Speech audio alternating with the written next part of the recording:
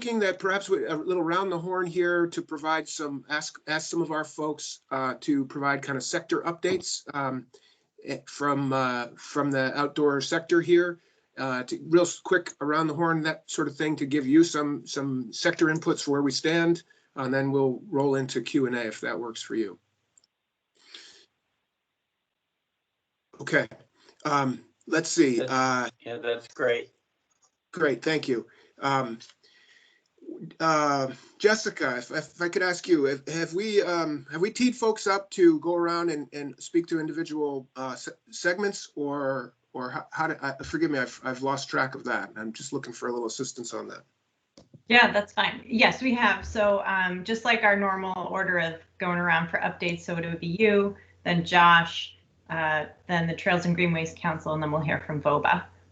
Okay, great. So quickly from me, I think I would just pick up on what the Congressman has been saying here and just indicate that here at home, it's all been the same without this, some of the troubles in DC. That is, the pandemic putting a spotlight on the importance of outdoor recreation, the spike in activity, and including new and returning outdoor enthusiasts, which is really tremendous, along with the struggles on particularly on the business side of things. And that now there just seems to be so much enthusiasm for supporting outdoor recreation, whether it's the governor's recommendations for funding with one-time general funding through state parks, to the VOREC initiative, to the rail trail initiative, et cetera, through the federal CRF funding that we received in the fall and applied several $million to trail restoration and parking access improvements. And now with the ARPA, the American Rescue Plan Act funding proposed, including, again, over the next few years, significant support intended for outdoor recreation, for stewardship, for assets, and for business assistance. So I just think we are, as I like to say at these VOREC meetings, I think we're onto something here with outdoor recreation participation, with the business involvement, and the connection to environment and land stewardship. So it just seems like a very positive time. I also am thrilled that we're expanding. We have added a program manager to our VOREC effort here. Jackie Dagger has joined us. We managed to poach her from the great state of Washington. She came from Seattle to join us. We're thrilled. A little later, I'm going to be asking Jackie to give a little bit of an introduction of herself. We also have a new member of the steering committee replacing Sarah Lang, who filled the economic development slot. That is Kim Roop. Kim has also joined us and will be giving a little bit of an introduction of herself a little later in her role in the Rutland County region in economic development. So, you know, we're gaining strength, we're continuing, and very excited about what's coming in the future. And I think in the interest of time, I'm going to hold up there, and we'll return with some other bits later, and ask our Vice Chair, Commissioner Hanford, Josh Hanford, Commissioner of Housing and Community Development. Josh, do you want to provide some, you guys have been so busy at ACCD and there's so much going on. Any quick updates from you? Sure. Well, just thank you, Congressman, for joining us. As Commissioner Snyder said, Josh Hanford here with Housing and Community Development. You know, first blush, a lot of people wonder, you know, what does housing have to do with this? Well, it's got a lot to do with it.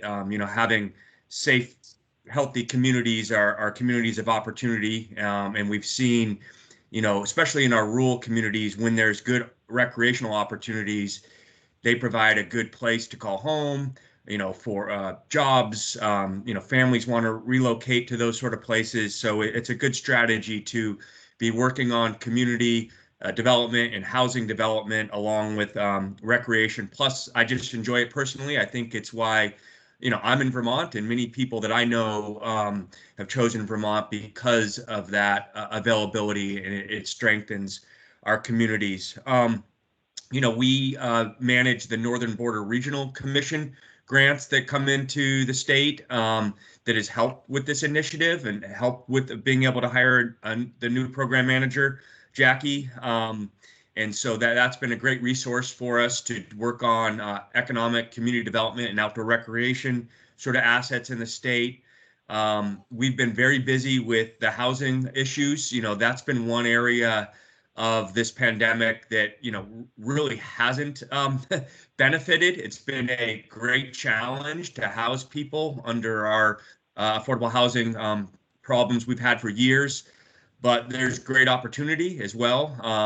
The ARPA funding, it has the potential to really change this, set us on the right path. And the governor's proposed historic investment in housing that dwarfs anything we've ever done in this state.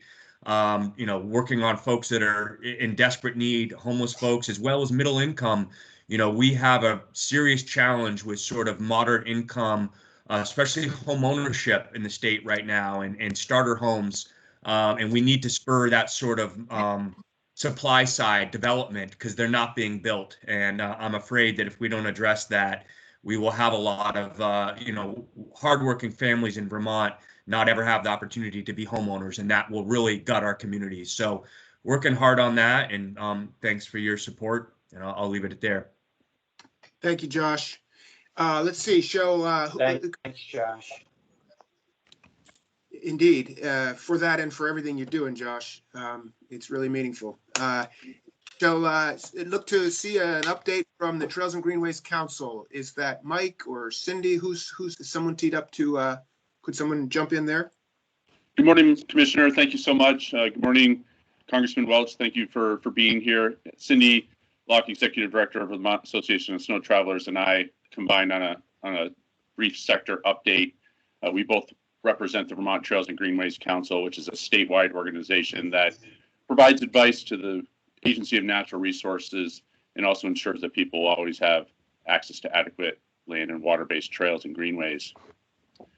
So I think, as you said, Congressman, recreation was an essential resource last year, and because of that, we saw increased use across the sector. Just at the Green Mountain Club, we saw a 35% increase across our 500-mile trail system. With that comes some really wonderful opportunities. We have the ability to engage a new generation of recreationists to Vermont's outdoors and convert them hopefully to long-term users and stewards.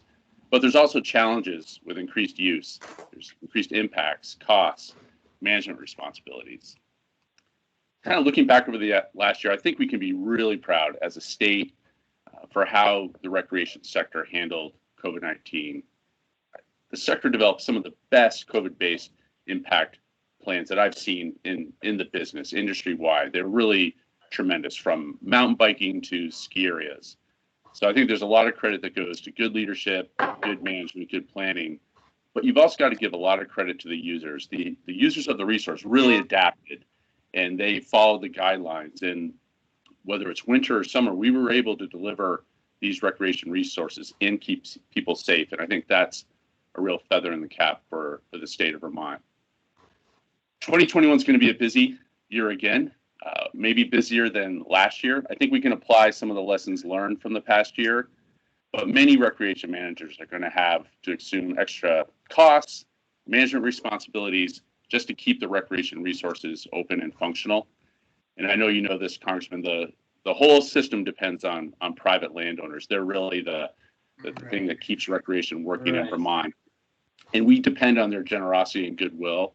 And COVID has put extra pressure on them, increased impacts to their land and trails. And so we really need to work to support them and help them ensure that we keep these valuable resources open on their lands.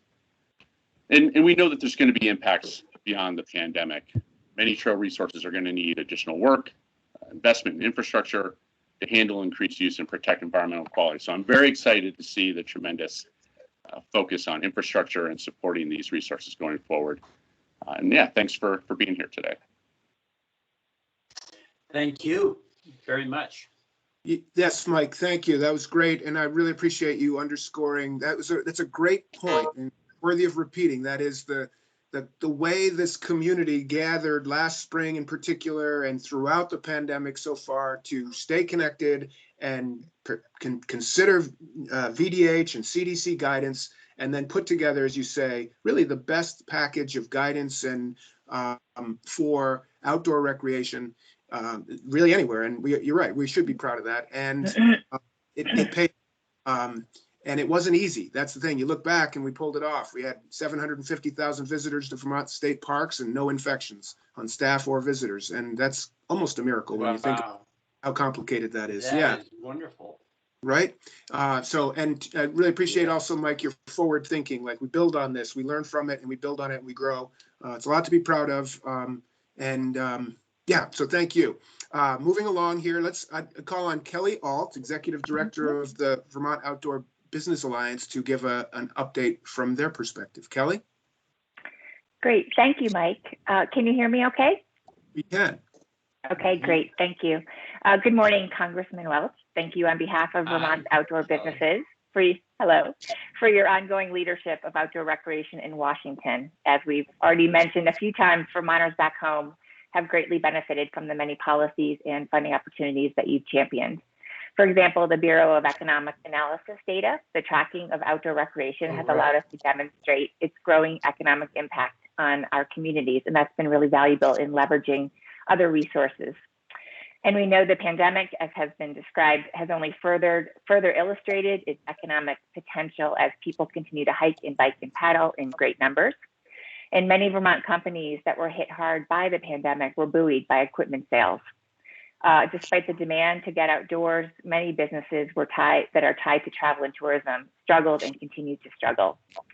In VOBA's recent survey, many of the outdoor recreation businesses and nonprofits attributed their recovery to federal support, such as the Paycheck Protection Program and the direct financial relief from the CARES Act.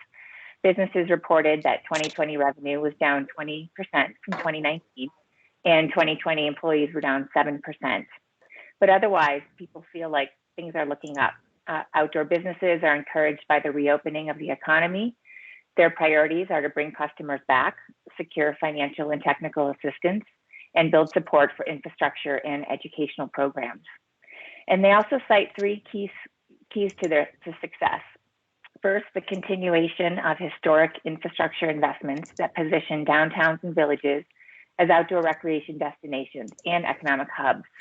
It also makes exploring lands and waters accessible, equitable, welcoming, and safe for everyone. Secondly, addressing the increasingly urgent challenges of hiring and training by investing in outdoor workforce initiatives that make Vermont a leader in outdoor career pathways for the next decade. And lastly, finding solutions to current and anticipated outdoor gear inventory shortages through manufacturing and supply chain innovation. So the federal bills that are being discussed right now on infrastructure and jobs, your recreation trails bill, and other conservation funding initiatives will ensure that Vermont leads the state where people want to move, work, and start a business and a family. So thanks again for your tireless efforts, and we look forward to working together. Thanks, Kelly. That's great. Thank you, Kelly. And that would conclude our kind of brief sector updates, at which point we can now spend the rest of the time in dialogue, question and answer. But before we turn to that, and I'm happy to try to moderate that, folks, signal your intention to ask a question by using the raise hand function, or otherwise get my attention. And Jessica, I hope you'll help with that. Congressman, before we go there, any questions or comments on any of that from what you've heard here just now? Or would you like to just roll on and start taking questions? No, we can get into the questions, but it's really interesting when you think about where we were 14 months ago, because the world stopped. I remember so vividly in March of 2020 going out to the airport in Washington, and on the way, I was taking the 10 p.m. flight home. I got a call from American Airlines asking if I was still planning on flying to Burlington. And I've never had that call. And the reason was, they said, well, Congressman, as soon as you get here, we're ready to go. I was the only person on the plane, literally the only person on the plane. And when I got to Vermont, of course, it was right then that the governor was issuing his emergency order. And I remember driving down the next day on an interstate that was almost abandoned. And of course, there was the shock that we all experienced, where we had no idea what this meant. We were scared about our health, really scared about health of people we loved. businesses were totally shut down, and we were all working from remotely, if we were working at all. And we had no idea what awaited us. But what we knew is that this is something that America hadn't experienced in 100 years. And, you know, you look back on where we were then and where we are now. We've got the vaccine. And we're making real progress on that. And we're coming back in the foreseeable future to normal. But the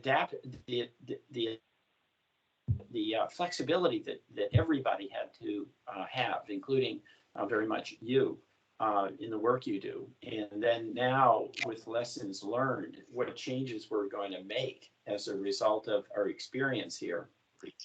I really look forward to hearing from you about how you managed to get through COVID and what lessons you've learned about how we may change practices going forward. But more than anything else, for our mental health, our ability to get outside and have access to the outdoors and to move our bodies was so important to so many of us, starting with me. So this, I think, has been integrated into our life in a much more profound way, this outdoor activity that you so champion. So thank you. Wonderful. Great. I see a hand here signaling intent from Carrie Thomas. Carrie, great to see you. Carrie's a board member here. Carrie, just quick intro of yourself and then take it away with your question. Absolutely. Hi, Congressman Welch. Carrie Thomas with the Northern Forest Canoe Trail. I'm super excited about what's been happening in Vermont. We're all enormously proud of what we have here. And we're really excited about the opportunities coming down the pipeline after COVID, with so many people rediscovering the outdoors. And I'm also extremely grateful to Governor Scott for his initiatives and providing funding to help improve infrastructure and to invest in our communities. And I just think this is the right direction. However, we have to be careful not to rest on our laurels. We have so much work to do.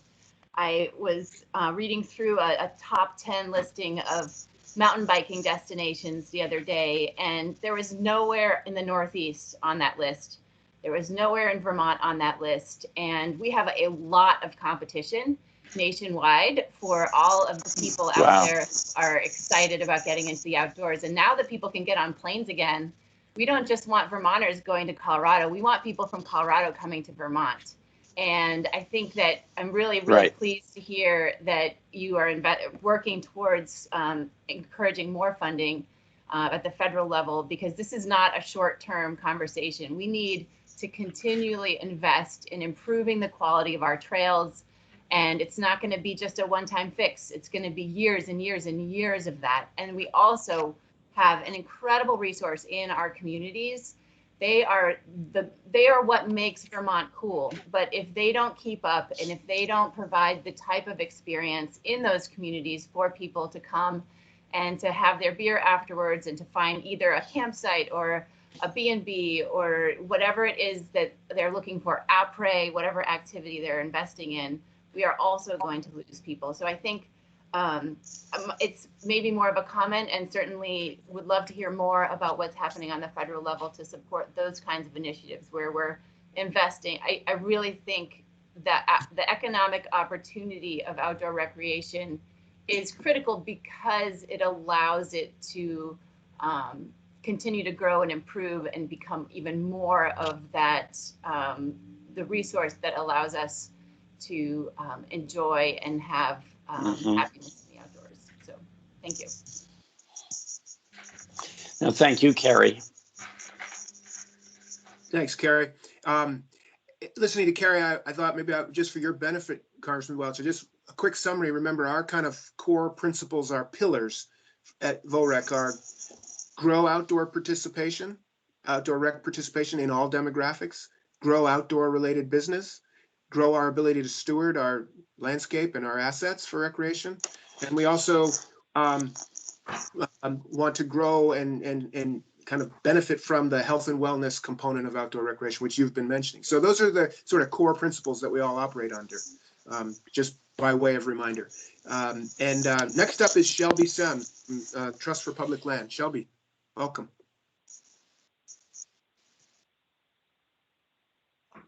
Yeah, Shelby. I saw a hand. Maybe we're having technical difficulties. That never happens. Yeah, you know what? The technical difficulty is that I haven't hit my mute. Operator error. Thank you so much for joining this conversation, Congressman Welch, hearing from us. Yeah. I wanted to take the opportunity to thank you for your leadership. Commissioner Snyder had mentioned kind of the pillars and the stewardship of the land base being one that's really important and one close to my heart and the organization I represent and the sector I represent as a steering committee member.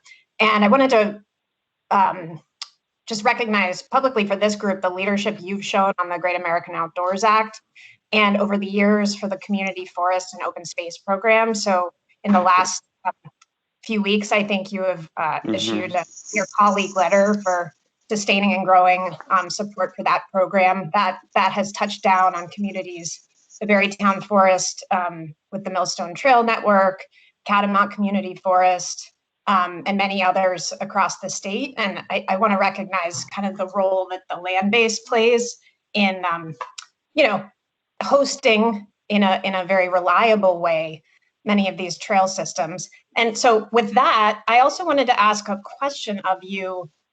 We've heard a bit about the Biden administration's 30 by 30 commitments, so conserving 30% of the lands and waters of the US by 2030, which is really ambitious. I'm curious what opportunities you see for us here in Vermont related to that, or how it's being structured at the administration or congressional level that we should be aware of.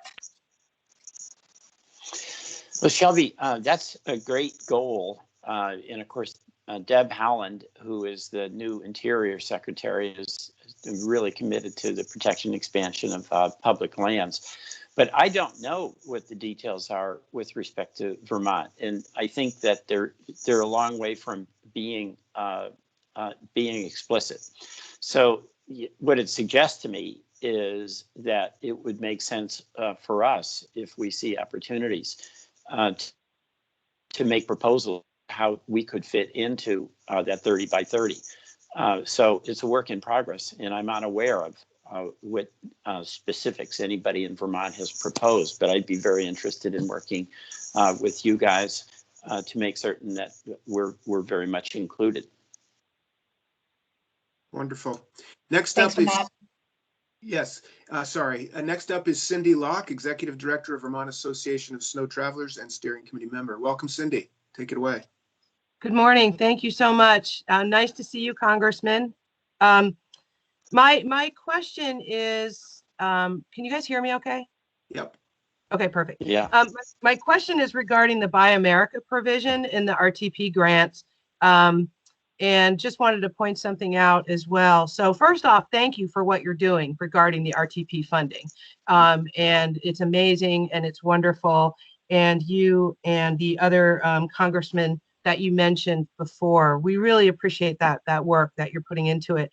One thing that we're running across here in Vermont and all across the United States, and I just wanted to let you know, you'll be receiving a letter from the United Snowmobile Alliance, is the Buy America provision. That's, I understand, part of the Federal Highway Administration program, often will limit, obviously, the types of equipment that we can buy. So I'm going to give you an example. In the snowmobiling industry, or even in the ski area industry, there are only 3 major manufacturers for the large groomers that we all use. These groomers range from $100,000 to $300,000 a piece.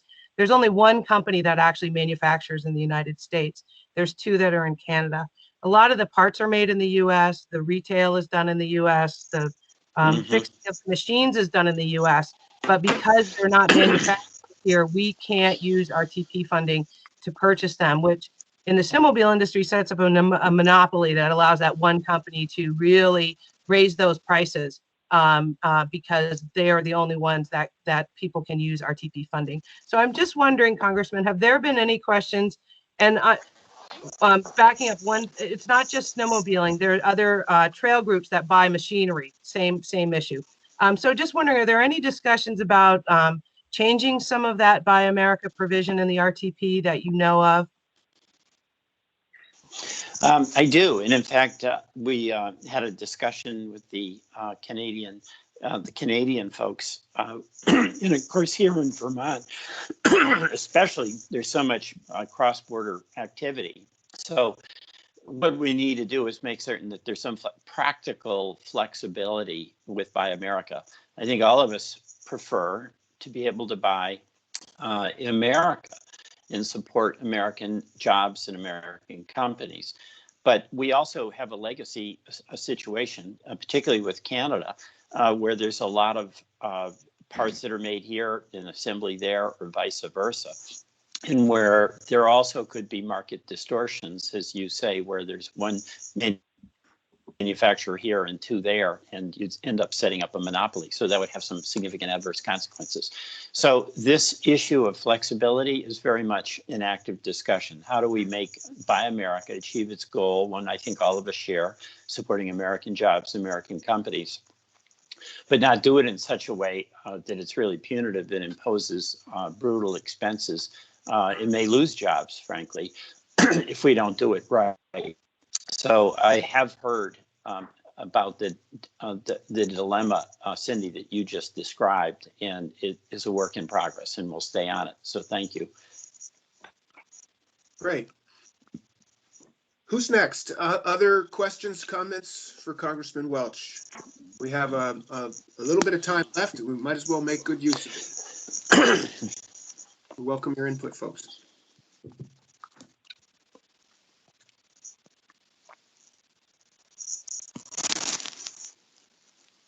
Scanning. Well, perhaps as folks think of good question, maybe they're all. Oh, here comes one. Sherry Winnie from FPR in our RTP grants program. Sherry, welcome, and go ahead, ask your question. Thank you, Mike, and hello, Peter. It's nice to see you here. Hi. Yeah, it's good to see you. I know. I am going to reiterate what I've told you before, but I particularly love getting outdoors on trails all 4 seasons. And it's a way of life for me, and it keeps me loving the work that I do. As you know, I manage the recreational trails program for our department and for the communities and nonprofit organizations around the state. And my love for the outdoors keeps me connected to Vermont, my home, and the mountains of home that I love. It keeps me here. And so what I'm trying to say is trails matter. Trails change lives. They're great for our health. They're great for livable communities with connections to downtown areas and local amazing precious resources, right? So I want to say thank you for your support for outdoor recreational opportunities, and most importantly, for your support to reintroduce legislation to more than double the funding for the RTP program. As you know, it's been level funded for too long. So if there's ever a time to expand this program for our mental health and physical health, the time is now. You know that our Vermont communities can use the funds. You're hearing it from our trail organizations who are part of VOREC. Everybody here is doing all the best work that we can to make sure that we can bring in the resources we need to expand the recreational trails opportunities for communities all over Vermont, large and small. Economic development in our rural communities is so key, and there's so many people who come to Vermont to visit. The people who live here, who are moving here, will find all those opportunities that will add to their livability. And more importantly, my belief over the 20 years that I've managed this program, the small investment that we make in developing every single new recreational trail, it lasts it lasts for years to come. So that's an investment that's priceless for generations to come. So thank you. You're investing with us for all of our livability and mobility and mental health, physical health, and all of this contributes to Vermont's economy for not only, again, everybody who lives here, but everybody who visits us. So I'm very proud of the work that you're doing in Washington. I wanted to thank you. And I'm very proud of all the organizations working for VOREC. And I'm happy to be here to tell you this. Well, that's a a very eloquent statement, and I'm going to use a lot of your words in advocating for our legislation in Washington. But I really appreciate all you've done, and it's very kind of you to say what you just did. So thank you. Yes, thanks, Sherry. And I think we have a few more minutes. And next is Mark Sherman, co-founder, co-owner, visionary at Outdoor Gear Exchange in Burlington and a steering committee member. Welcome, Mark. Take it away.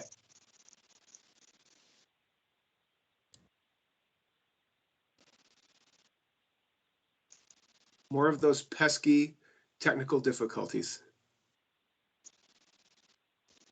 Mark, you may be muted. You muted, Mark? Bummer.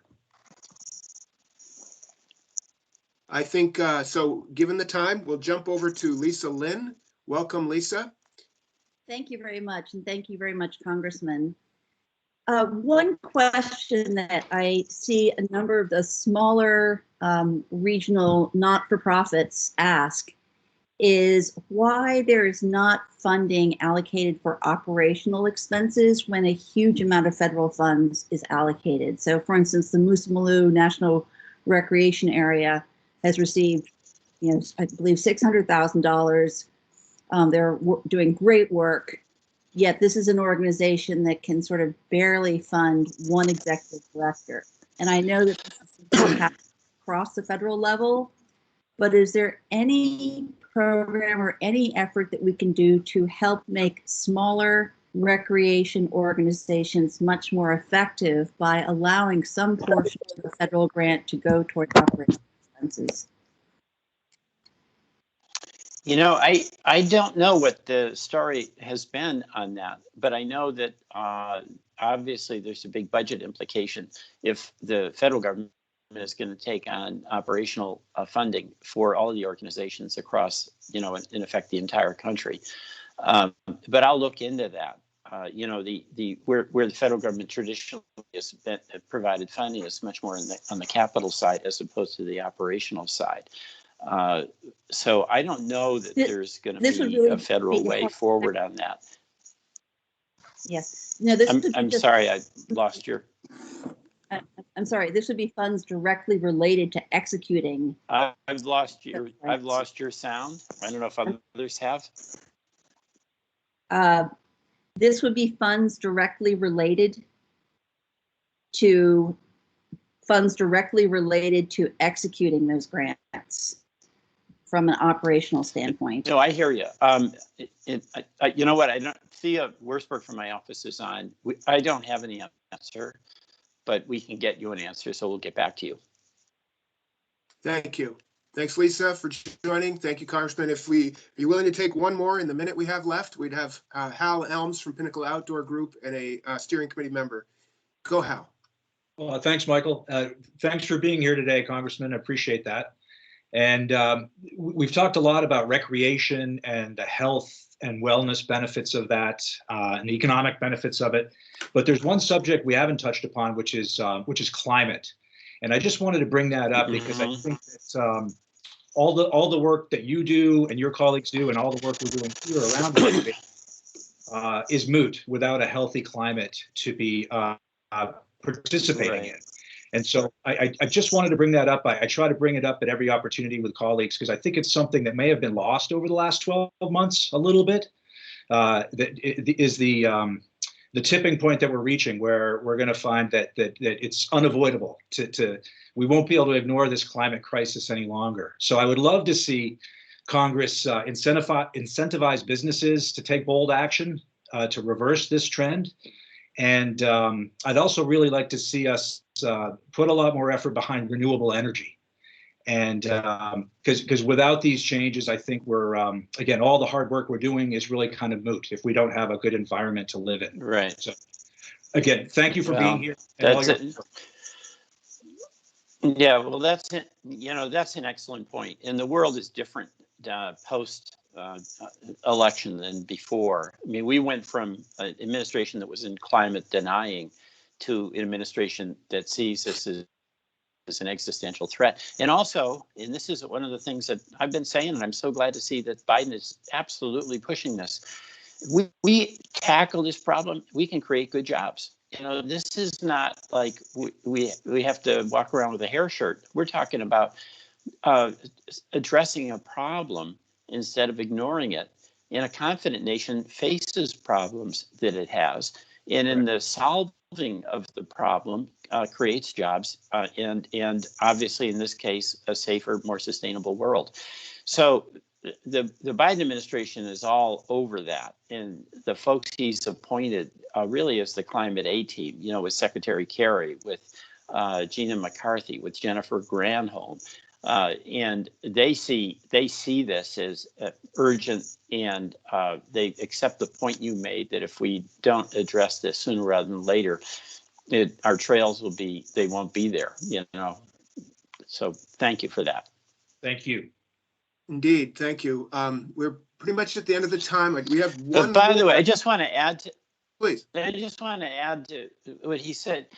You know, one of the things we have to do is build political support among citizens for why it is important that we address climate issues. And the folks who get outdoors and experience Vermont come to that conclusion that, hey, this is fragile and we've got to get going. So I think what we're doing also has that benefit of heightening awareness among citizens. So thank you. Sorry to interrupt, Mike. No problem at all. I was just going to ask, we have a question from Nick Bennett. He's the newly minted ED at Vermont Mountain Biking Association, and love to give him a chance to get a question in. Are you willing to take one more? Sure. Go for it. Welcome, Nick. And thanks, Mike. And this is a bit more of a statement than a question. I just wanted to emphasize Lisa's point around the idea of operational support for organizations that build and maintain trail, and just for the Congressman's benefit, we really value and having RTP funds, having other federal grant funding available. The challenge being for our organizations that do and build and maintain trail, if we can't compensate that with sufficient resources on our end to really take advantage of those grant opportunities, it's a challenge. So just something to keep in mind that, and that's in many cases, you know, really state, but how we can sort of ensure that we're project with organization. But thank you for your support. It's wonderful to hear this level of interest and really passion to ensure that Vermont's trails and outdoor opportunities are there. Great, thank you. Thanks, Nick. Welcome. And Congressman Welch, again, I hope you can feel it. We're all greatly appreciative of all you do and for making time to join us here today. I know we'll stay in touch and let us know if we can be helpful or provide information or connect things. And let us know when you want to get out on the woods, waters, and trails of Vermont. We're happy to join you or give you some hot tips. That would be always. Yeah, excellent. So I'm going to follow up. By the way, I see Mark Sherman. Mark Sherman's on my screen. He couldn't get on. If he can hear us, he can maybe get in the last word. Wonderful. Go for it, Mark.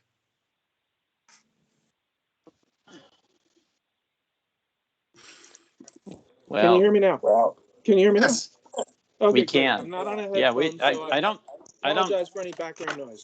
I don't know you as a quiet guy, Mark. No, never have been, probably never will be. What I was trying to say was just thanking you for all that you've done, for your being here this morning, and for your care for our environment. I would probably echo everything everyone else has said, but I just wanted to weigh in on the retail end of things that we've been really fortunate through the support of PPP and EIDL loans and Vermont grants. We were able to keep our entire staff employed. There was a brief period where we were shut down and they were all furloughed for about a month, but we were able to bring them back in the first week of June, only weeks after we were allowed to open to full staff. And we've been able to continue to push forward for the growth of our staff, the growth of our initiatives, all of the JEDI work we're doing. and increasing our wages towards $15 an hour well before any mandates are going to happen. I think we're at about 14 now, and we expect to be at 15 by sometime in 2022.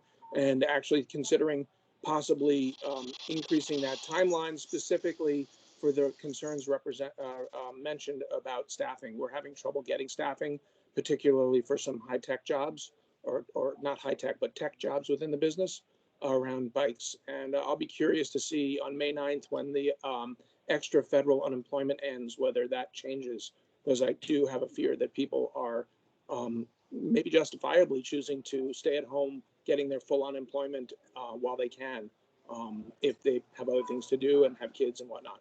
But I think the biggest piece of this, and this goes into what Hal was saying, and the future of our environment, is that the experience you had on the AT and the experience that I think all of us had making the best of the difficult lockdown situation put us in a position to not only have our existing customers going into this being more enthusiastic and investing in what we sell, but we've created an entire new generation of outdoor enthusiasts over the last year throughout the nation. And I think we really want to capitalize on that because, and I always go back to the creation of the Ahwahnee Hotel in Yosemite Valley, that by bringing people to the beauty, they take an investment in it. And so this last year, I think, has done a lot. That's right. And our biggest issue right now is supply chain. I just tried to find a kayak for my 3-year-old to get out on the water this summer and was told they won't be available anywhere until November. We're having trouble getting bikes. Wow. So the bike industry will be behind the 8 ball until 2024 because of supply chain issues and Asian manufacturing. But that's going to, these, I would say they're high class. Okay, well, thanks, Mark. So thank you very much for your time and appreciate your awareness of what we do in our store and Vermont. Thanks, Mark. Yeah, thank you, Mark. And I'm so glad all your employees were able to stay on the job. Michael, thank you. I so appreciate this opportunity to be with you guys. I get excited and I want to get out on the trails. There's no end of the fun I can have. That's fantastic. Again, thanks. And thanks for the bonus time, the overtime. We appreciate it very much. We'll let you go now. God knows we could keep talking with you, but again, thanks and stay well. Stay well and keep in touch. This labor of love for all of us, right? You got it. Wonderful. Take care. Cheers.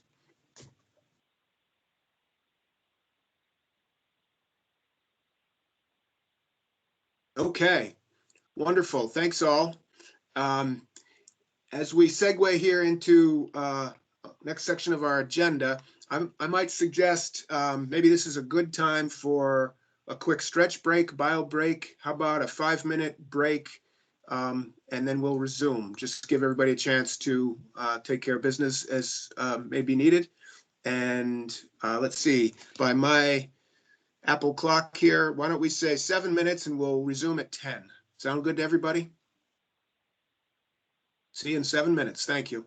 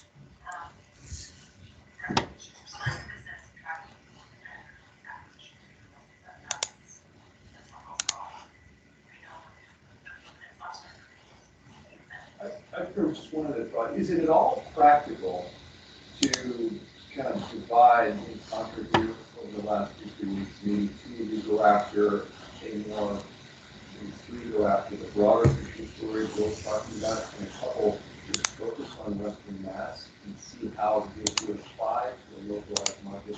For the initial plan, I'm looking at the flow chart that you laid out. If that would be obviously deeply practical, right? We want to enter a new market before too long. And if we can have a close look at a market and see how this theoretical stuff would apply in a particular geography, or potential acquisition targets, what it would look like. That, to me, as a final deliverable would be really helpful. Here's the theory, and here's the bigger picture, here's an application. We'd be off and running and see. Maybe that's not practical, but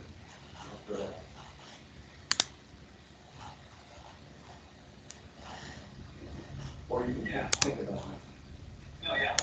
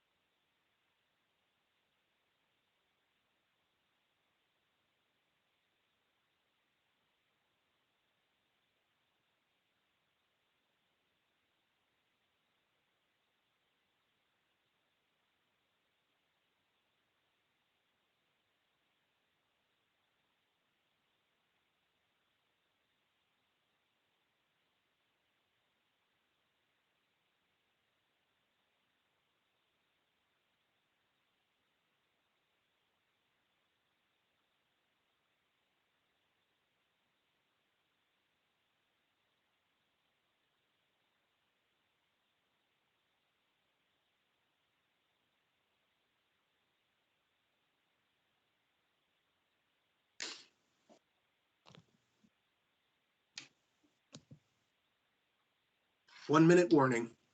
1 minute warning.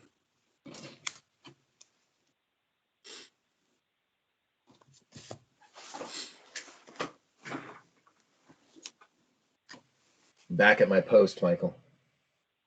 And ready for action, I'm assuming. Ready. I'm counting on you. Ready to approve the minutes. Thanks, Bill. Okay, it is now 10 a.m.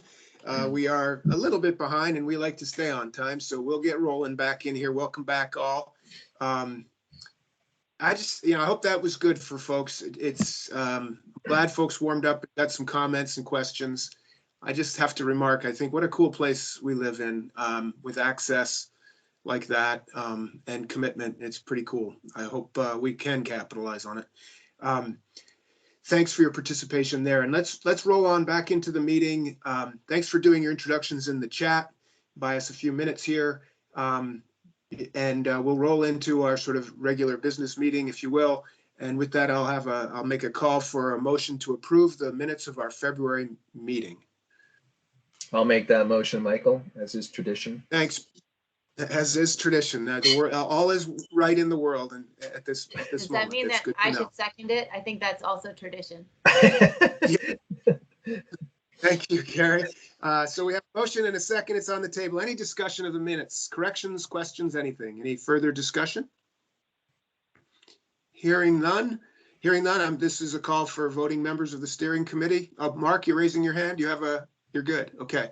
All those in favor of approving the minutes from February's meeting as presented, say aye. Aye. Aye.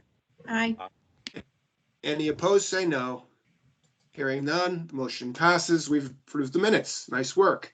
In addition to the updates we managed to give for Congressman Welch, I'd like to just drill in a couple things further from my part.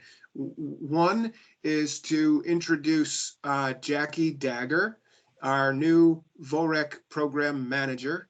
Welcome, Jackie. We're thrilled to have you, and wonder if you'd take a couple minutes here just to introduce yourself to our steering committee members, our colleagues and friends, a little bit about yourself and your thoughts on arriving to this wonderful place. Welcome, Jackie. Thanks, Mike. Yeah, hi, everybody. It's so good to be here.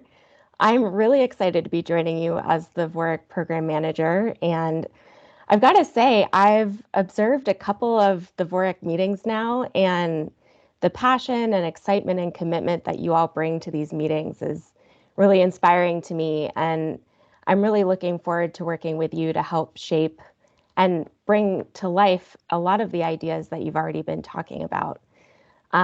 So yeah, I'll share a little bit more about myself. I know Mike mentioned that I'm coming from Seattle, Washington, but I grew up in Woodstock, Vermont, so I'm pretty familiar with the state. And I think, as is true for a lot of the people in this room and a lot of Vermonters, outdoor recreation was really important to me from a young age. And I remember going hiking on the Appalachian Trail as a kid and biking on the dirt roads around the Upper Valley. And learning how to downhill ski, I actually learned through a community program at Suicide 6 in Pomfret, Vermont, if anyone's familiar with that small mountain. And a lot of those early outdoor experiences have really stuck with me. I moved to Seattle in 2009, and one of the first jobs I got was working at REI. And I worked there for about 2 years, learning about the outdoor industry and talking with outdoor retailers and doing my own research on gear. And a lot of that was to help customers, but selfishly also to feed my own outdoor excursions. And over the years, I've gotten really interested in more technical outdoor activities like backcountry skiing and mountaineering and rock climbing. So I've really loved being outside, and I'm looking forward to doing a lot more of hiking and climbing and skiing in Vermont again. And then for the past 6 years, I've actually been working as a project manager and facilitator for a consulting firm in Seattle, primarily focused on strategic community outreach and public engagement. And as a part of that work, I've spent a lot of time bringing together groups of diverse stakeholders, which include nonprofit leaders, government leaders, and business leaders, to have really challenging conversations around things like land conservation and municipal planning. And I've done a lot of visioning work with those groups for the future, and also a lot of work to come to consensus on action to keep that work moving forward. So I'm really looking forward to bringing my love for the outdoors into this space, my knowledge of the outdoor industry, and my skill in project management and facilitation. And I'm really new. I just started on Monday. I forget if Mike mentioned that. So I'm still getting my feet, but you guys can expect to hear a lot more from me in the coming weeks and months. I'm working with Jessica on the grant fund program already, and I know we're going to talk more about that here in a little bit. And my other near-term priority is to revisit the 2018 action plan with you all and refine that plan a bit and work with you to make sure that it's in alignment with where we are right now. So with that, I'll turn it back over to Mike, but I'm really excited to get working with you guys and to get to know you a lot better as we get going here. Wonderful. Thanks, Jackie. And again, welcome. And folks should know we've spent our team at FPR and with folks in Josh's shop. I want to reiterate, this is a shared position. Jackie will sit primarily at FPR reporting to me, but has a dual appointment in the Agency of Commerce and Community Development. So our teams together have created quite the work plan for Jackie. It's starting to look like maybe 3 jobs. I hope we don't scare her away. But we'll take a measured approach to this, and clearly there's plenty to do. And a big part of that, folks, remember, is to support the steering committee. We're really looking forward to having that new capacity. So welcome again, Jackie. Next, I also want to announce that although Unfortunately, she hasn't received the paperwork. I have it on good authority from the governor's office that our newest member has been appointed, and that is Kim Roop, to fill the economic development slot on the steering committee previously held from the beginning by Sarah Lang. Kim is the Communications and Community Engagement Director at the Chamber and Economic Development of the Rutland region. Welcome, Kim. Would you like to just say a hello and a little bit, a quick message of your joining us? Yeah, I'd be happy to. Thanks, Mike. I'm so excited to be here. I attended the last meeting, and you know, I'm so impressed with the number of guests that attend this meeting, which is a testament to the passion and exciting work that this group is doing. So I'm so excited to be here. As Mike said, I am the Communications and Community Engagement Director here down in Rutland for the Chamber and Economic Development of the Rutland region. We are a newly formed organization. You might be more familiar with Rutland Economic Development Corporation or the Rutland Region Chamber of Commerce. We merged in the fall of last year. So that's been a really exciting time and instrumental for some of the work that we've been doing. One of my biggest roles here at Cedar is with our regional marketing initiative. So I think this goes hand in hand. You know, the number of people that I've been chatting with that are interested in moving to Vermont are passionate about outdoor recreation and excited to move here. So this is a perfect partnership and excited to be here. I am a native Vermonter. I live in Poultney. Obviously, some very exciting things happening in Poultney with Slate Valley Trails. Avid hiker, kayaking, and snowmobiling. So again, just so excited to be here and looking forward to working with you all. So thanks, Mike. Thank you, Kim. That's great. We're really happy about that. Moving along real quick, I want to make a quick note here. As many of you know, I hope, the National Governors Association a couple years ago created the Outdoor Recreation Learning Network at NGA. Governor Scott and myself were in Salt Lake when that was established. The governor was a key player in that, and at the national level, with the confluence of states and our participation there, has sort of formed this network at the NGA. That's background. The question is, the opportunity is they've reached out, staff at NGA have reached out to me and a few others seeking ideas for a webinar that they're going to be hosting in June on workforce in the outdoor industry. And so I'm just putting out a call to folks. This is something we've discussed. It's important to us. Folks have ideas. Any ideas for guests, panel discussion, topics, etc., in the workforce realm of the outdoors? Please share those. Feel free to drop them in the chat here if you have them, or follow up with me offline. So just basically a call for ideas or suggestions for NGA's work in workforce development for the outdoor sector. Would love to hear it. Otherwise, I think it's important. I probably should just give a quick update on funding and legislative activity. Going well back, I think since our last meeting, we did deliver, per the governor's executive order, recommendations to the governor on an alternative to Act 250 for recreational trail oversight, noting that it did not, it ultimately did not enjoy the support of the recreational trails community. And so the governor has it. He appreciated that work.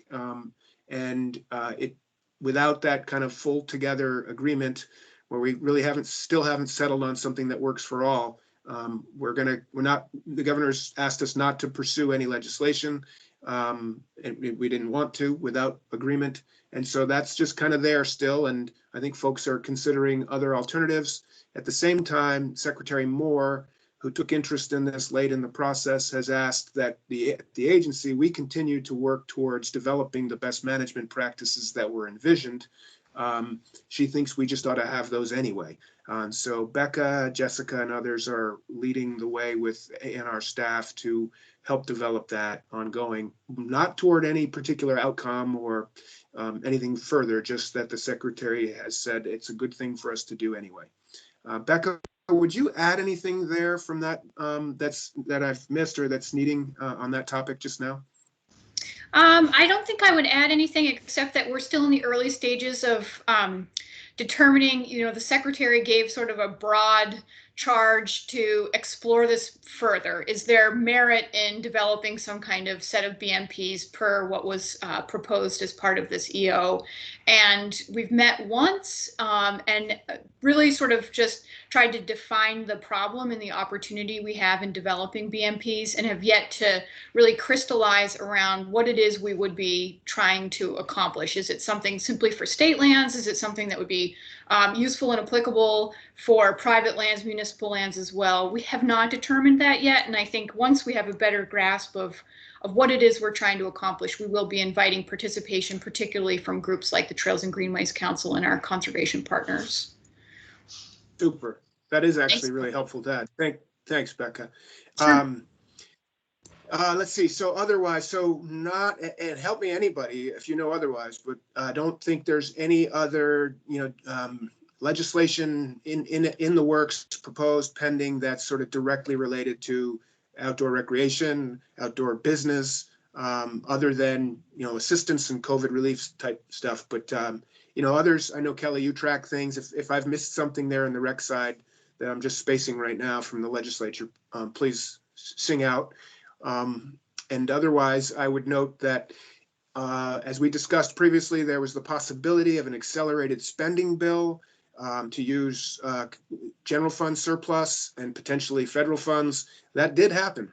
And so H315 made it through. The governor had some difficulties with certain aspects of it, so but it was important enough. He let it go into law without his signature, noting his displeasure with certain specific elements. But it does include his original request for 10 million. This particular 10 million, that's 5 million to the VOREC community grant program, which we were expecting, hoping, and it's happened. So it's official. And that actually, there was an attempt to turn that into ARPA funding, which we've opposed because of the slowness with which that money will come and the lack of guidance from the Treasury still out. We just don't have it yet. And the feeling was we want to get going sooner. So we successfully pushed back, had some help from many, I think Kelly in particular and your folks. So that H315 that went into law, it includes 5 million for VOREC of general fund, which is really important because it doesn't have all the strings attached and it means we can get going sooner. So we have that. And then the 5 million that the governor recommended for FPR and Fish and Wildlife, with a portion, we proposed a portion to come out to be of that 5 million split between Fish and Wildlife for public lands and FPR for public lands. We included a piece in the FPR side to be granted out to our nonprofit trail-based community, member-based community for similar work that's recreational access, infrastructure improvements, et cetera. So that 5 million is also in the H315 as passed, but it was turned into ARPA funding. And so we have to wait a little bit to determine when strings come with that. And then we'll have to hurry up and get it all spent by December of this year. Whereas the VOREC money, we want to get going quickly, and we're about to talk about that. But it being general fund, it's a little bit easier for us to deploy. So that's the quick update. Otherwise, on the funding side, there is also the big bill, the budget bill for fiscal 22 for state government, and that's working its way through. That the governor had recommended, and Josh, maybe you can help me further with this, but there was a significant slug of that money intended for ACCD, $90 million. Some portion of that was to be carved off for outdoor recreation assistance. And what was contemplated was, among many other pieces at ACCD, additional funding coming to FPR and Fish and Wildlife for similar kind of public lands, infrastructure and access, and another big chunk coming to VOREC to continue what the 5 million will start now at the new level. Because remember, that's all one-time funding. And my understanding is that they in the Senate, they snipped that out. And so the funding for FPR is no longer there, Fish and Wildlife. and the funding for VOREC isn't there. And my understanding is the logic is that's because instead of going for 3 years, which the funding allows, they just took it in the first, they're just doing the first year. And that means, and they said, well, FPR, Fish and Wildlife already got this money, VOREC already got this money, we have many other needs. So in the 22 budget proposal, that recreation money is no longer there. But I'm told in September and October, when we state folks start to build the fiscal 23 budget, that's our time to put in the next request for additional ARPA funding to support outdoor recreation. I hope I've got that right. Josh, can you confirm or correct that any further? I think you got it right, Mike. I think there's a lot of things still up in the air on the big budget and how ARPA funds are going to get used. It's still got to go back to the House and then conference, and there's a whole bunch of different ways of looking at that. But I think your summary is as best, as good a one as I've heard. So let's go with that. Okay. Great. Thanks, Josh. I appreciate the backing there. I don't want to get it wrong, but that is, and to your point, it is kind of still in process, and there's so many players and it's dynamic. So thanks for understanding. I'm doing my best to track and communicate with you, but that's, I think, where it stands. I think I'll leave it at that. I hope that's helpful. Pretty exciting nonetheless. We continue to get attention. I would say that in my testimony supporting these things, it felt good. It felt like it was well received, and it's already there. It's not, we don't have to do a lot of background or explaining the need or the benefits. It's really, no one argued. It was really more about, which of the pressing needs do we go with first? And I think that's a good message for us all to hear, that we're moving the needle, and it's easier to have the conversations about supporting outdoor recreation, outdoor business, because of the work we've done so far. I'll leave it there. Josh, any further updates you want to provide on anything? I don't think so, Mike. I think we've good session so far, and yeah, let's just roll. Super. I'll do the same. Mike, Cindy, Kelly, any further updates for the larger group here that you didn't share earlier? Kelly, are you there? Yes, I'm here. No further updates from me. Thanks. Excellent. Yes, Mike same or here, Mike. Cindy? Thank you. Okay, great. I'm all right, set. Thank you. Thanks, Cindy. Then we're just about back on track, and I'm going to turn this over to Jessica to lead us through, a pretty exciting time here, a discussion of how to tweak our grant program to deploy $5 million for the greatest impact we can possibly have in the shortest amount of time. Jessica, are you ready to roll? I think so. Can everyone hear me? I can. All right, great. So thanks everyone for a great meeting so far. And as Mike has mentioned, it is a really exciting time for VOREC overall. With Jackie coming on board with $5 million to get out to communities, it is certainly a banner moment. So I'm going to do a little PowerPoint with the goal of presenting some of the big recommendations, big ideas that our VOREC Grant Program Advisory Committee has come up with. And then we'll have some discussion, get your feedback on it. And of course, that's the whole purpose of today, is to get the steering committee's feedback on these recommendations for how to deploy this banner funding. So here we go.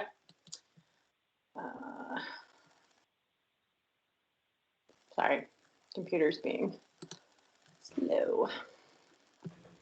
All right, everyone see that? Now I've lost you. Yep. Oh, here you are. Okay, here we go. So our 2021 recommendations for the VOREC Community Grant Program. These were developed over the past couple of months in anticipation that we would end up in our sort of best worst case scenario, which is exactly what we have right now. We are receiving one-time state general funding, which, as Mike and others have advocated for over and over again, is really important for this grant program, because the communities that are going to access these funds often seek this as part of a broader set of funding. It helps provide match for federal funding, and it generally comes with strings, but less strings than other federal grant programs. So it's really great that it's state funding. We have a total of $5 million available. As Mike mentioned, it's enabled through the COVID Relief Act, which is Act 9, if you're interested in looking it up.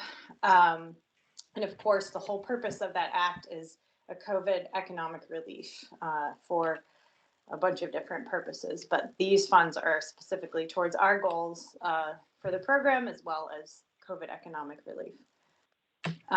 So we have a little advisory committee, which consists of some of the folks on this meeting. We had representatives from our department, FPR, including Kim McKee, who's our grants manager and very critical to our success in getting grants out the door. We had Mike Wachowski from Fish and Wildlife. We had Josh, of course, from ACCD, as well as Richard Amore. And then we had our VOREC and VOBA representatives, Bill Supple. Drew Simmons was also able to help us out, and Hal as well. And Caroline was there, always supporting us, making sure that we have Team Rec fully represented. So we met over the past couple of months, and we met 3 times, and they're really cool and fun people. You should know that. And then we came up with some big ideas and a bunch of smaller ideas too, but I thought today we could just run through the big recommendations that this team came up with. We passed these recommendations on to Mike and Josh a couple of weeks ago, and they've had a chance to digest them and give some feedback on them. But these still represent our general big recommendations. So given the size and scale of this funding, the team recommends a grant minimum of $50,000 with no maximum, so no ceiling. We also are recommending that we expand eligibility for applicants and grantees to include nonprofits. Previously, if you recall, we only allowed municipalities to be the actual grantee. Of course, from the beginning, VOREC community grants were given to a community, a team of folks who rallied around a set of project ideas that really fit the particular region or town needs that were identified locally. So we always had more than just the town involved. We had nonprofits, we had businesses, we had recreation departments, etc. Volunteers, a lot of volunteers on the grants that have been successful. But this time around, we're realizing that we really are going to have to look at having different applicants, different grantees. The nonprofit will still have to demonstrate community support, include municipal team members, and be a relevant nonprofit to the project itself. The third recommendation is to fund up to 25 grants across the state in several buckets. And those buckets are not going to be set necessarily by any funding cap or particular, we're going to give $1 million towards regional projects or anything like that, but wanting to have a real diversity of projects across the state. So a consideration for geographic equity of readiness, rural communities, less rural communities, wanting to make sure we have some regional multi-community efforts like rail trails, and then some local smaller efforts. Again, thinking that with the floor being $50,000, that's not so exclusive that we wouldn't be able to have some smaller pots available.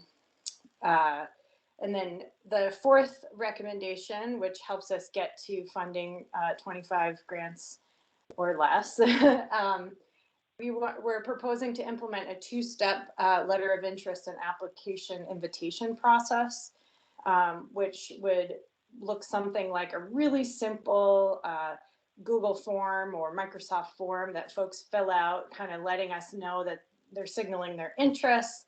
And then Jackie and myself would be providing technical matchmaking and grant writing support so that we would invite applicants to submit a full application.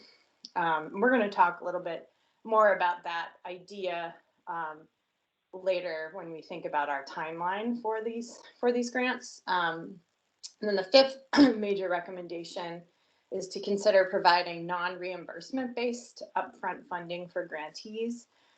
There is a provision within Bulletin 3.5, our state granting plan, which allows us to do this in smaller and strategic ways. And so, our grant manager has been signaled that this is a recommendation. Just again, trying to think about equity. Some organizations have money right up front, right in their budget, and they can wait and get reimbursed, but others do not. So those are our big ideas.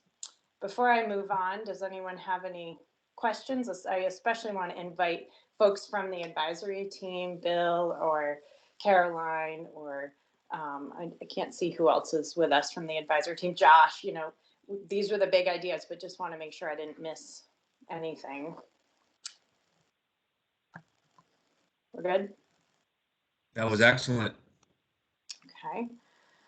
Well, it's your excellent thinking that goes here. So, Jess, could I ask a quick question on the last slide?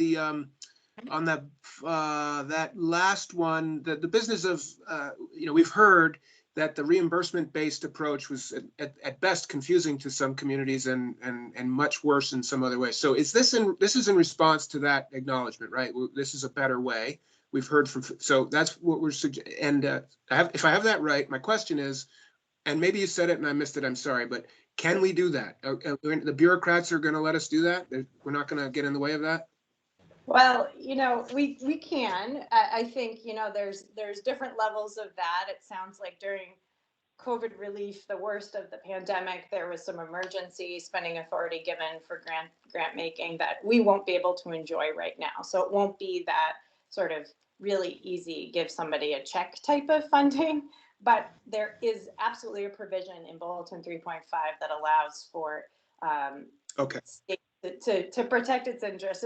It's conservative. I don't think it would, again, be a large chunk of money, but there could be a small amount of upfront funding that then we have to keep that window short, right? So you get the money, but then you get caught up pretty quickly. That's sort of the whole concept. And Josh, I'm not doing a great job explaining it, but Kim and Kristen are aware of this type of mechanism. And so it's trying to balance our approach to this.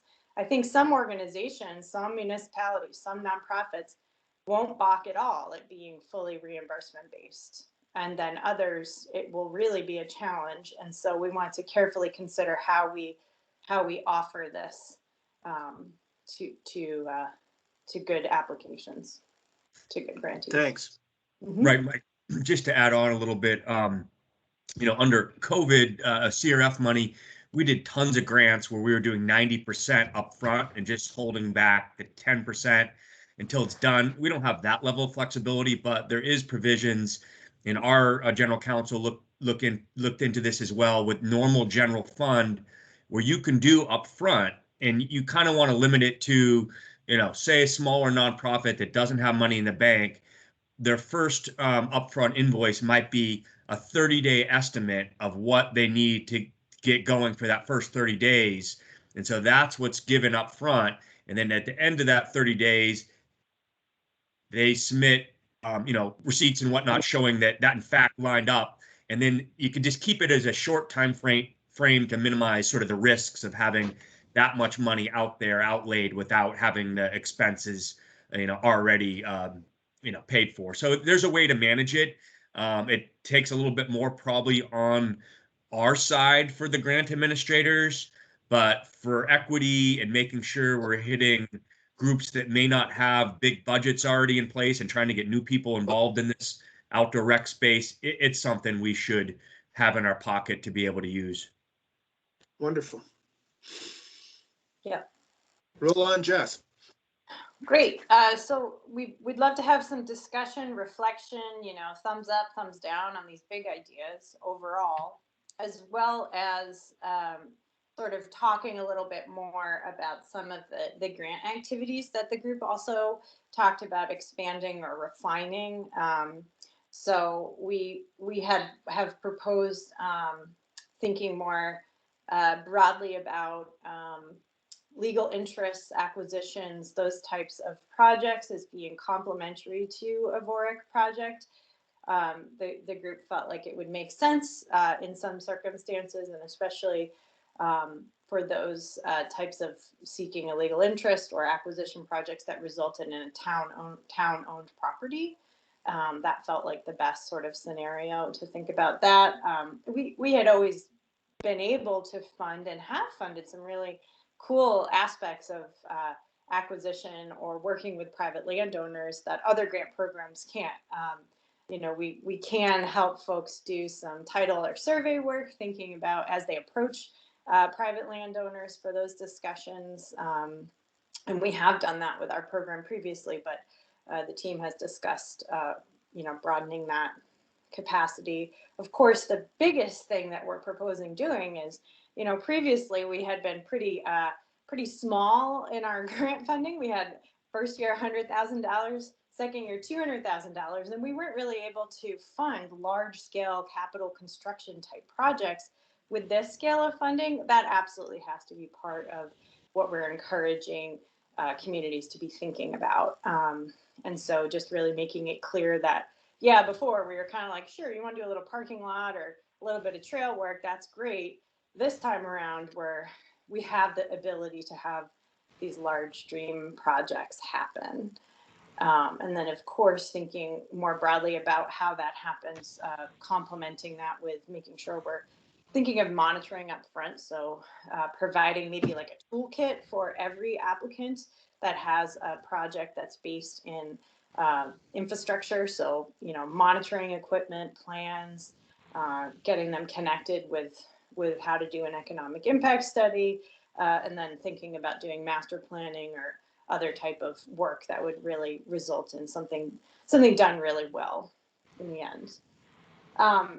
So overall, I think the purpose of today is to kind of get your take on these big ideas, making sure that you if we miss something in any of the activities that we want to be funding right now, but also really encouraging you to help us think about the timeline for all of this, because you know we have a lot going on with our desires with this program. You know, we want to make sure that we spread the wealth with $5 million, and at the same time we've been given this wonderful gift of, we know we have the money, we're able to move now, and we should be trying to get projects done as quickly as possible, because the point is to give some relief to communities as quickly as possible. And so trying to balance that, the art of grant making, of working with share their screen. Here, I'm going to share my screen. I don't know what happened. All right, am I back? So again, that sort of idea of making sure that we have the ability to get really strong projects, but that those strong projects aren't necessarily 100% ready to go right now. And so how do we make sure that we do that sort of technical support? And so interested to hear your ideas about that. Our idea was this letter of interest kind of two-step process. We could also be thinking about outreach and communication, and, you know, especially those of you who've been thinking about, you know, tapped into projects around the state, you know, what should we be aware of? You know, I've been hearing a lot from folks in my side of the industry. The trail world is kind of where my brain always goes, and it's really hard to get materials. They're expensive. It's hard to get some contractors, depending on what they do. Anybody who's doing construction, it's kind of hard to find a contractor. Earthwork seems to be easier to find, but just curious of how we should be thinking about deploying funds. You know, can we deploy funds to certain aspects of this grant program quickly, and what other ones can't we get out the door as quickly? So with that, I'm going to kind of be quiet for a minute. Would you like me to go back to the big ideas so you can see them again? Sure. Yeah, I'll do that. And then, Shelby's got her hand up. great. Shelby. Great. And I think I'm off mute this time. Just an overall comment to start that I think these are great insights, these key recommendations, and I don't have a ton to add to it. I guess one observation is that the buckets, I guess, is sort of where you're saying there may be segmentation between kind of larger scale projects and smaller, and kind of making sure we're hitting all of those buckets. I think I'm wondering if there was any, I've got a bunch of questions. I'm wondering if there was any kind of allocation, kind of dollar allocation kind of thinking within the advisory group. So that's one question. The other kind of relates, especially on equity. I was curious if if it has maybe already happened, or there might be opportunity to run this by Susanna Davis, the racial equity director, to understand her take on, how this could be structured in a really targeted way, to reach, audiences in the state with a racial equity focus. And a lot of that's going to be around distribution and awareness building. She might have some really good insights, along with many others in the state. But so I think those are, I'll leave it there for my questions.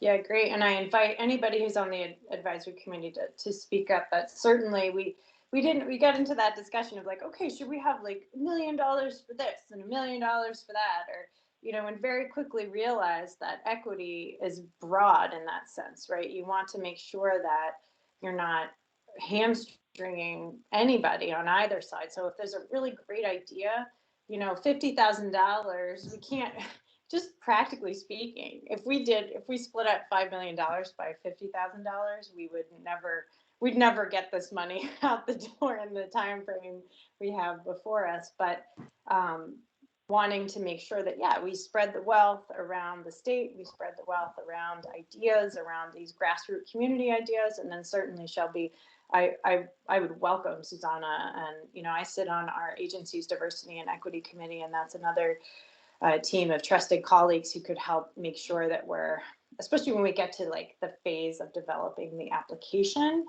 Jackie could certainly bring that to them and say, does this really hit the high notes for the section that we imagine having on the application around racial or other types of equity. So I see lots of hands, and Mike, I know we have Keith coming in 5 minutes. So do you want me to just call on people, or? I do. This is very, very, very rich and important. I know Keith is highly adaptable, and right, Keith? So yes, let's make sure everybody get their questions and suggestions addressed. So keep it rolling, please. Try to be concise, but let's fully engage here. It's worth it. Okay, I'm just going to go in order of the hands. I see Katrin, so I'm giving you a high five hand. Thanks, Jessica, and thanks to everybody for your work on this. I really love your big ideas and your recommendations. I think they all make a lot of sense. Speaking from experience. Sorry, Katrin, to interrupt. Just for folks who may not know you, just for everyone, just introduce yourself, who you are, where you're from when you start. It's great for people to understand. I'm sorry, Katrin. Oh, sorry. Yeah, that's important. So my name is Katrin Maloney. I'm the board president of the Vermont Trail Collective. And I'm also located in Poultney, Vermont, and helping on implementing a VOREC project here in Poultney. So I was going to say that I think, my experience working in Poultney it's a small town, and I think the recommendation 4 is a really important step for planning and just the ability to connect people in small communities that might not be aware of other grant sources out there or technical assistance that's available. So I think that's a super important step.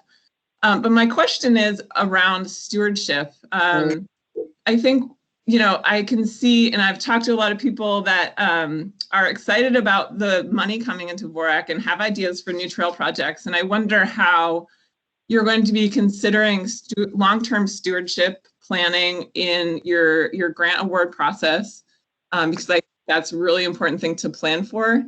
And I guess that's all my questions for now. Sure.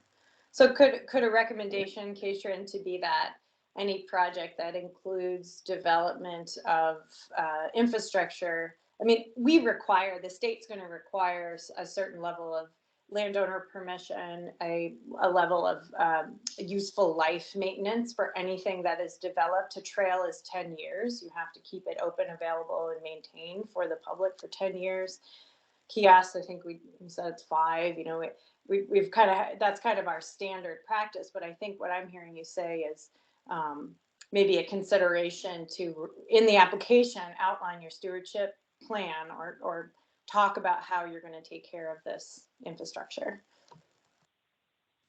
Like getting points for that kind of thing.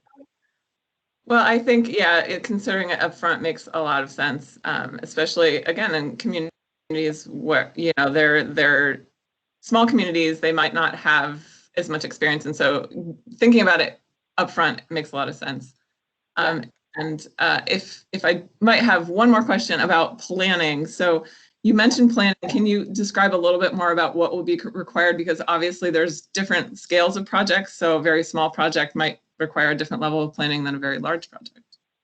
Yeah, absolutely. I think that's kind of where my head was at when I heard the idea around letter of interest. I think that's really the phase at which we can understand what level of planning has already happened, do some of that matchmaking, because I know, I mean, you're speaking to us from an organization that you might have several connected pieces or applicants that are interested, and that would be a signal to us, I think, to get more interested in the level of planning.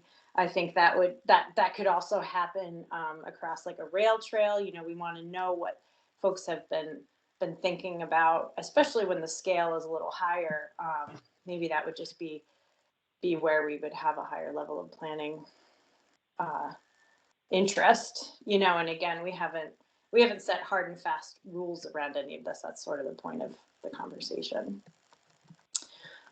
We also, and I just say this, like I've heard for years, folks are interested in having access for feasibility studies and standalone planning dollars. And that was something we talked about too.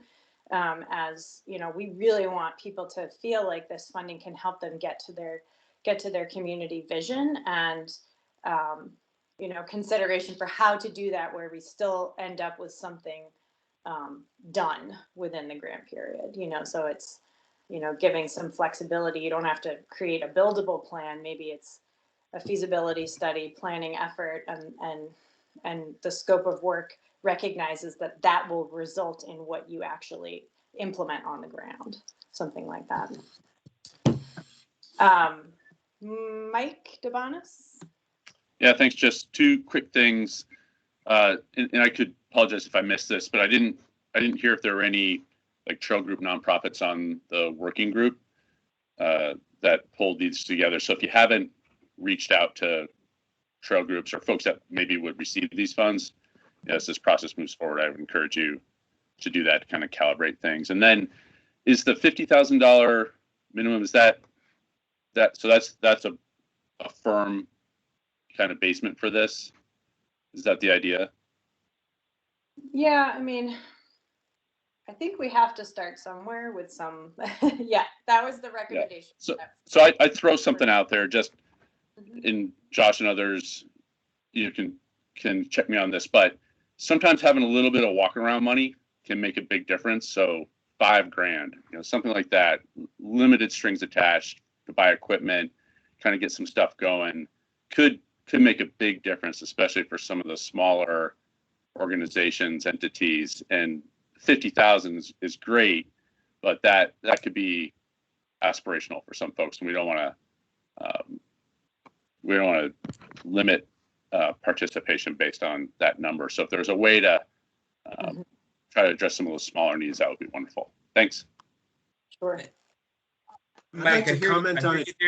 Yeah, I think one of the challenges, you know, even with the flexible, air quotes, general fund money, there is standard grant requirements, for example, minimum insurance requirements that are going to cost you $2,000 or $3,000 to acquire if you don't have in all practical purpose, a $5,000 grant from the state funds is not going to be as meaningful as a $5,000,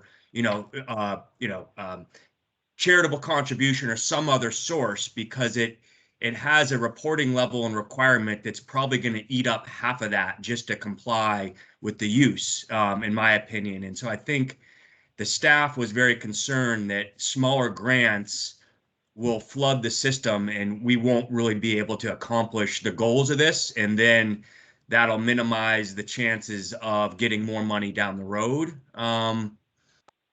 So I think it trying to just balance that, I think, was really one of the big concerns. Mm-hmm. But I hear what you're saying, Mike, and that's something for us to consider. Is there a way, as part of, again, this, I had imagined some of this matchmaking, bringing together like-minded ideas and like-minded groups, and maybe, there are provisions with state grants for sub-awards and subcontractors, and so that is one way to look at the program. Is there's a grantee, there's an awardee, and they're responsible and must take full ownership and responsibility for being the grantee. But our VOREC grantees sub-award, subcontract with some regularity, and to Josh's point, small doesn't mean there's no difference from a grant administration standpoint, small or large, frankly. Okay, RJ. Hey, thanks, Jess. Hey, everybody. RJ Thompson with Vermont Huts Association. This is very exciting. Thank you for taking the time, putting it all together. I had one comment and one question. Comment would be to echo Mike DeBonis's remark about, as this moves forward, to reach out to other nonprofit groups for engagement, if that's at all possible. And then a question just on the eligibility to include nonprofits. I think that's a great decision, recognizing some municipalities just don't have capacity to implement stuff like this. It says you need to have a municipal team member. I was just curious what that might look like. Is that someone from the select board, as simple as that, or is it someone else in the town? Yeah, I think and again, folks on the advisory committee should speak up, but the concept was that the whole program was predicated on the idea that we wanted to support outdoor recreation friendly communities across the state. And so wanting to make sure that the project still can, the project teams still demonstrate that. We've seen the teams have been made up of all kinds of folks across the board. And when I've seen it be most successful, it's been a relationship where there's a strong role across all the team members, right? So we've got some grants where we've had this just hyper gung-ho group of volunteers.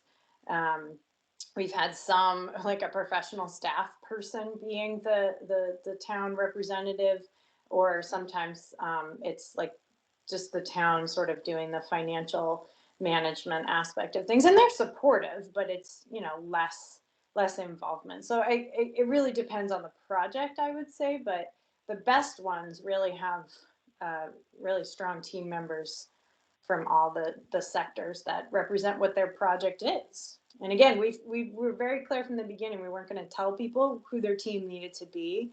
We sort of set those baseline of a town representative and a recreation group, which we didn't define as either nonprofit or town, because we knew Parks and Rec departments or other, folks might be the right fit, but really wanted to hear from towns or communities in this case, what their desires are. Does that make sense?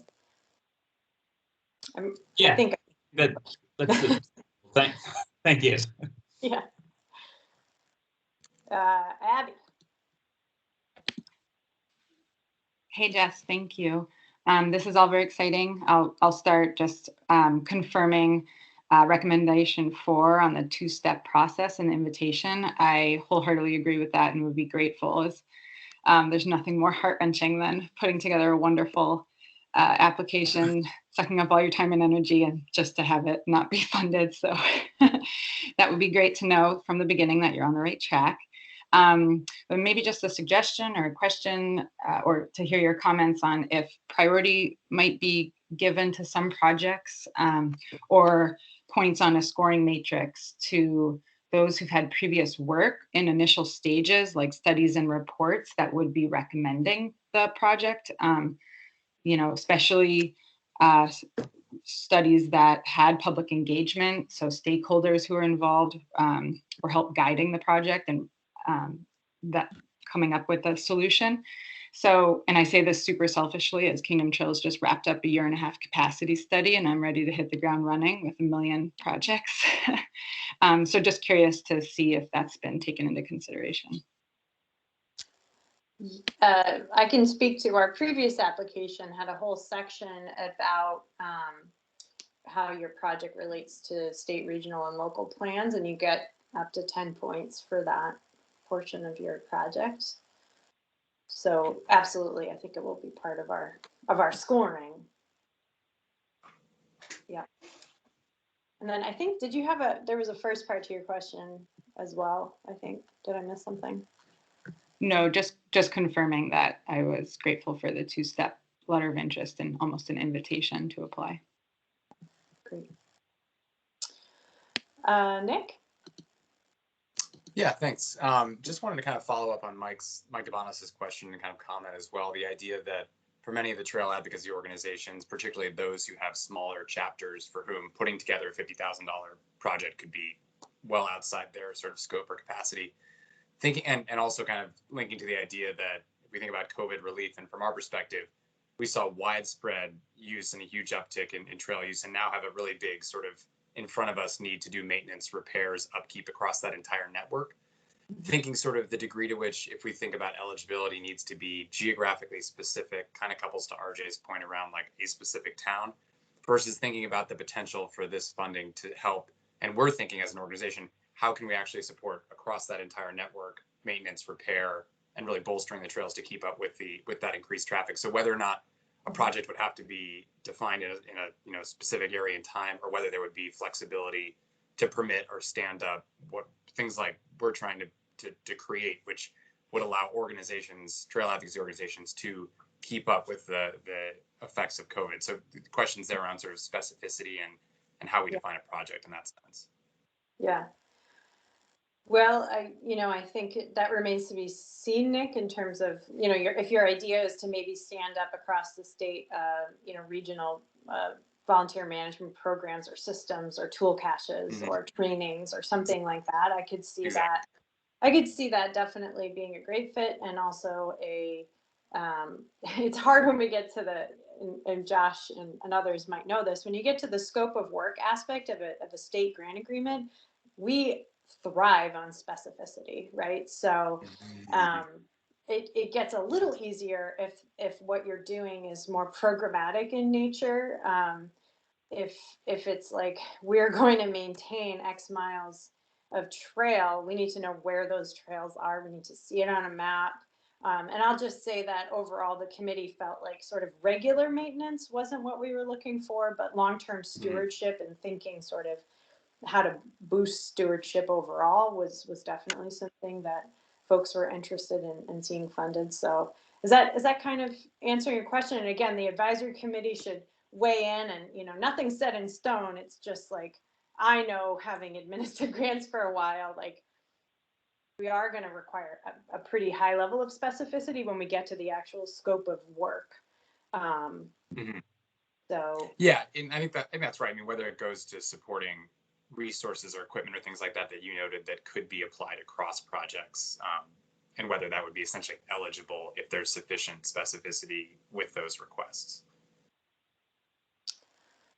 Yeah, I would think so, but I think this is where we get into maybe that technical support as people bring ideas to the table, where Jackie and maybe Kim from our grant office, the three of us could help think through some of that. Thank you. Jessica, I was wondering if I could, oh, sorry, go ahead, Mike. Go ahead. I was just going to ask if there are any more hands, because I think there's a lot here and I want to make sure we capture it all. And so, but we need to move along, and maybe we could think about a way to continue input in this vein. But go ahead, Jackie.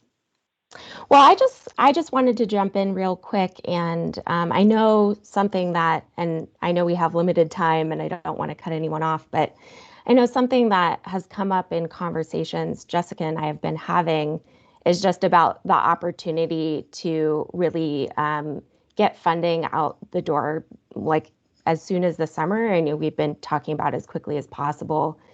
And something I was curious to hear from folks in this forum is, if there are ideas of places that, we should keep an eye out for that funding to go to. And potentially maybe that's the place for us to begin a conversation outside of this meeting. But before our time was up, I just wanted to jump in and see if there were some thoughts on that. Yeah, thanks, Jackie. To Mike's point, Randy had his hand up, but overall, I think we're not going to finish this conversation today, and it sounds like folks are also recommending a little bit more conversation with specific groups. So why don't Jackie and I put our heads together after this meeting and come up with a way for people to continue to give some feedback, and if that sounds good to Mike. Sure does. I appreciate it. Yeah, why don't we let Randy had his hand up? Let's hear from Randy. And then we'll move on. Yeah, thank you, everybody. Yeah, just one comment and a question. So I echo what other people said. I guess my concern, sort of the flip side a little bit about what Abby said, is if the organizations that have the capacity, both because, which I really admire, that are taking the time out to do some of those studies and are really prepped for this, as we all experience this, sometimes it feels like the rich get richer, and some of the smaller organizations, smaller towns and areas maybe aren't going to necessarily get access in a case like this. I certainly understand the dilemma and the challenge of balancing those things out, but I think what Mike said and others about some of the small nonprofits and those of us who have almost always have to gear our grants and the things that we do to smaller things unless they're more programmatically oriented, just because of the nature of the way funding tends to come in.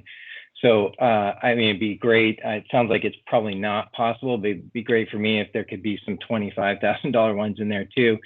But again, I do understand, and we'll do everything we can to encourage the municipalities to go in. Also, I hope the priority, because we had talked about this in the last VOREC meeting, just that you are really trying to think about that balance of the priority for places that maybe already have a lot of that growth and economic impact versus the places that don't, and that we can, again, spread the wealth.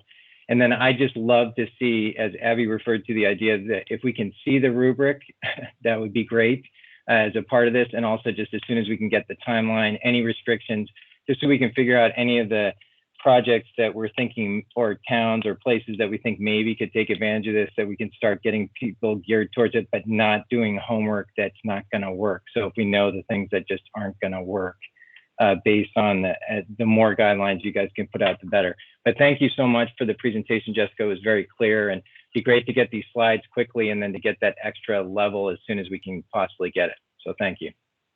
Yeah, for sure. Thank you, Randy. Jessica, I noted in the chat, I think RJ put it in, Randy's mentioned it, there's a question about being able to share these slides. I'm assuming that's no problem. Is that true? Can we get these available to everybody? Jackie's offered to get them out to folks. So is that good?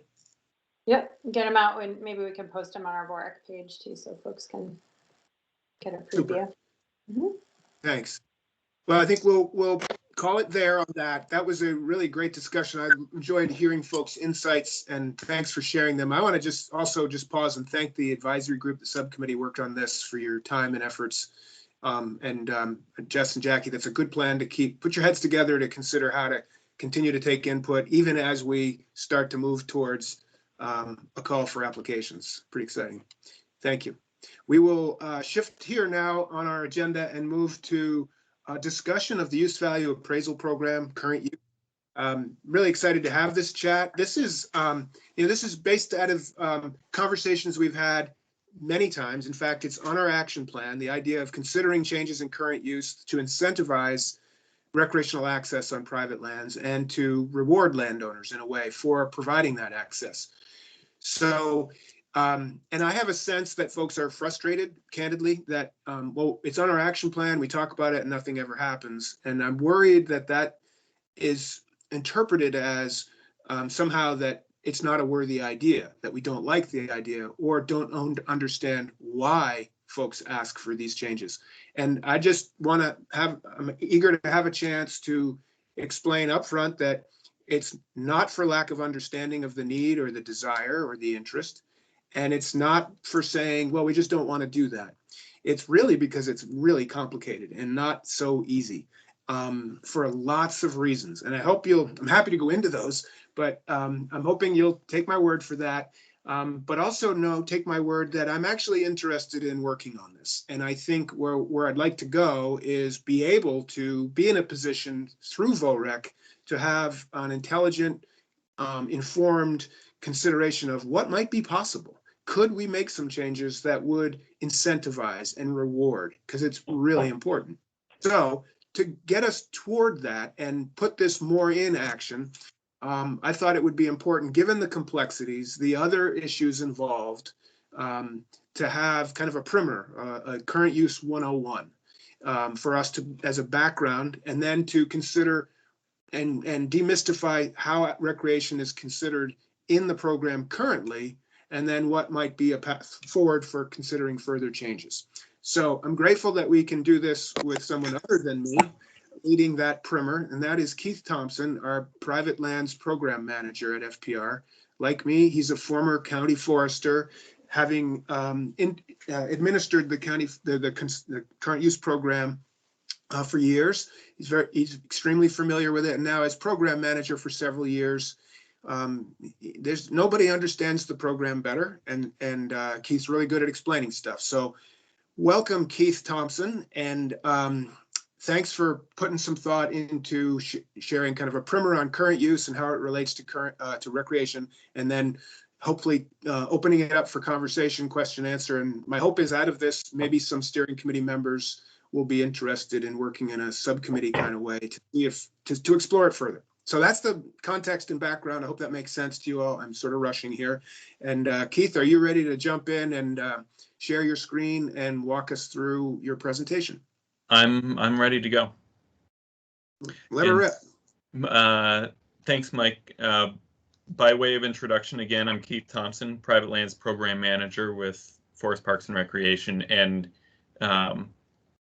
to Mike's point about this being a long-term conversation and a complicated one, as county forester, we were talking about legislation at the time to incentivize unposted land, and the number of different ways that it would play out, how it would be administered, what the cost would be.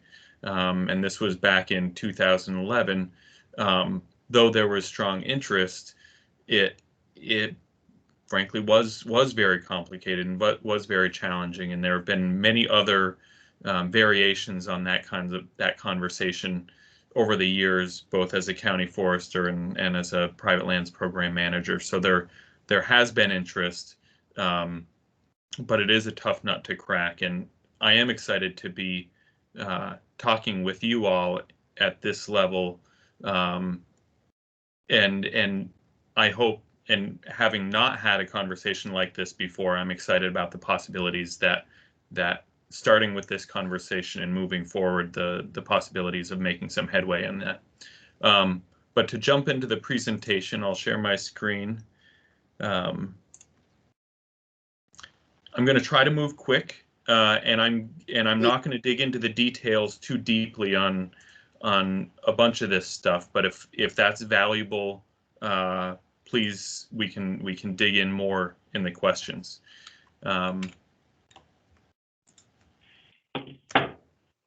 Just to start off, the purpose of the program, legislation passed in 1978, and the purposes are several.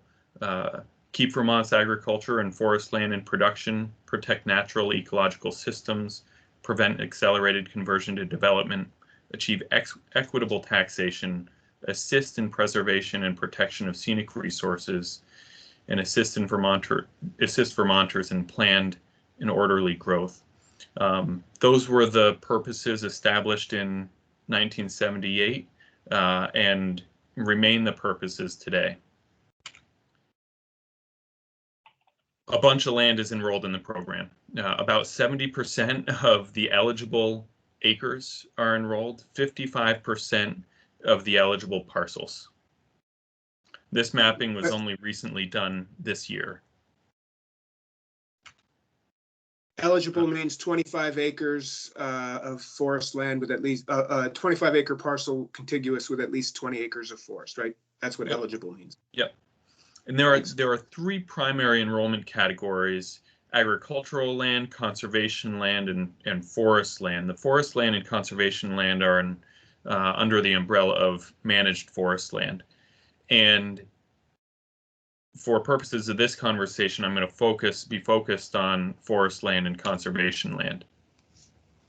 To be eligible in forest land, you've got to have the 25 acres of enrolled land with a minimum of 20 acres of productive managed forest land. And every forest land parcel that is enrolled needs to have a forest management plan that is approved by the department and meets a certain suite of standards that are established by the commissioner of the department. There are some areas that don't need to be managed for saw timber. These are ecologically significant treatment areas, places like old forests, vernal pools, riparian areas, but otherwise the land needs to be actively managed for saw timber. Conservation land, there's about 40,000 acres of land enrolled in this category. This is land that's eligible when a nonprofit owns it for purposes of conserving land. And the parcels need to be certified by the tax department as being owned by one of these organizations. And the management that occurs on those parcels does not need to be managed for saw timber, but they do need to be managed for the conservation goals and conservation values that exist on those parcels. Just to illustrate what some of these parcels look like, I'm sure some folks are familiar. Most parcels have a variety of conditions. Some land will be productive forest land. Some land will be open or idle agricultural land, and others may be ecologically significant treatment areas. And then there'll be excluded areas around homes and areas that aren't in an eligible condition. So most parcels are some aggregation of these subcategories. When a parcel is enrolled in the program, the parcel gets taxed at a use value rate. And so the tax rate of the town still applies, but instead of applying it to the fair market value of the property, which is what occurs outside of the program, once a parcel's enrolled, they're taxed at the value of the use of the land. There's a rate for agricultural land and a rate for forest land, and a rate for lands that are greater than a mile, for forest land greater than a mile from a Class 3 road. Right now, forest land that's enrolled in use value is appraised at $152 per acre. And here's an example of the savings. If 100 acres is enrolled in the program, they're taxed at 152 the land is valued as $152 per acre. So the total value of that enrolled land is $15,200. And there's a 2% tax rate in the town. That would be both the education and the municipal tax rate. On that parcel, they owe $304. Outside of the program, the same parcel would be paying $2,000. In this case, or in this example, that landowner would be saving $1,696. So, as is clear in this example, there are really significant tax savings for the landowners. So the savings are real, and so is the cost of the program. There are two buckets of costs. There's foregone revenue. These are education tax savings. to landowners, and that totals $48 million. And the municipal tax savings, $17 million. So a total cost, either direct outright cost or foregone revenue combined, $66 million in the program is the savings that landowners benefit from for this. And as a result of this high price tag, any discussion about how to use the program in different ways quickly jumps to how does this affect the price tag? And that's been true about any other considerations for categories. Right now, there's discussion about old forests. There's been discussion about conservation easements. There were questions about this in 2011 when the price tag was significantly lower than it is today. What I don't show here is that enrollment in the program has been consistently increasing, and so even without changes to the program, the cost continuously goes up. A parcel that's enrolled in the program is accountable to adhering to the purposes and the standards of the program. When a property is enrolled, a lien is placed on the land and requires adherence to the program standards. And if it's developed, there's a land use change tax, and that's 10% of the fair market value of the land that's developed. So when somebody goes into the program, lien gets placed. When they come out of it and withdraw the lien, they are going to owe the land use change tax, and depending on the value of the land that's withdrawn, it can be significant. This was a recent analysis I did for this presentation, just to ask the question, what role does UVA play in recreation? And this is just a very coarse, simple analysis, and I took all the UVA enrolled parcels and it just asked, where do these intersect with the 911 trail data? And highlight every parcel that does so. And so both forestry and agricultural parcels, there are 4,000 parcels that intersect E911 trail data. And I'm sure that there are errors in this, but I think it tells an important story about the role that UVA lands play in supporting this. And this inset image is just an illustration of how that plays out, with both the green and the orange parcels are all UVA enrolled, but the orange ones are those where there's an intersection with some of these trails. Of course, these trails are not the full extent of recreational use on these lands. There's dispersed access, hunting and otherwise, that also plays into this. So it's fair to say that this is likely a conservative estimate of the role of UVA in supporting recreation.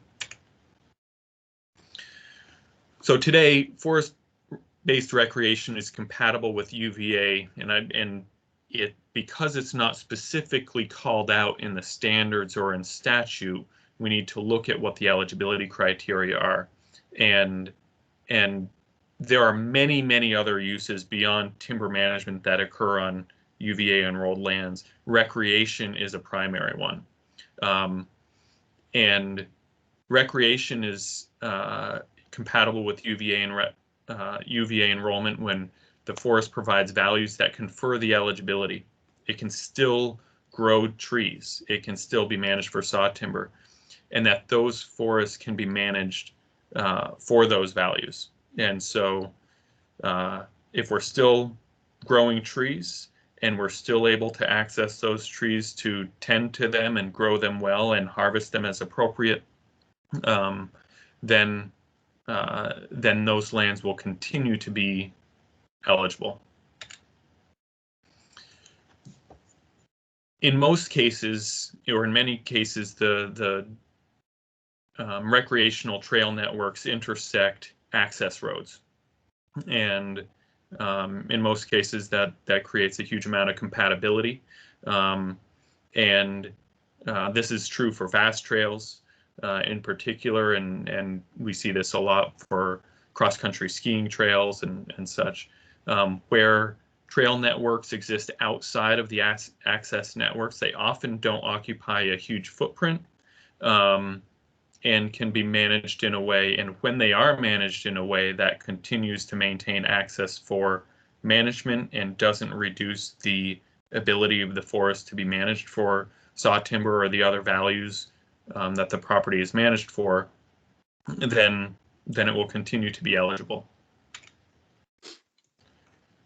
And while compatibility is hugely important, and that UVA, in most cases, doesn't provide a significant barrier to recreation, though I'm sure there are exceptions. The compatibility only goes so far. We know that trail access can be really tenuous. Posted land is really common, and incentives for landowners are few. And we know that as a parcel changes hands, an important trail linkage can be lost. We know that unposted land, once posted, can create real barriers for historic use of certain parcels. And frankly, these opportunities are really important for the recreational community, and I think just generally speaking for Vermont as a whole.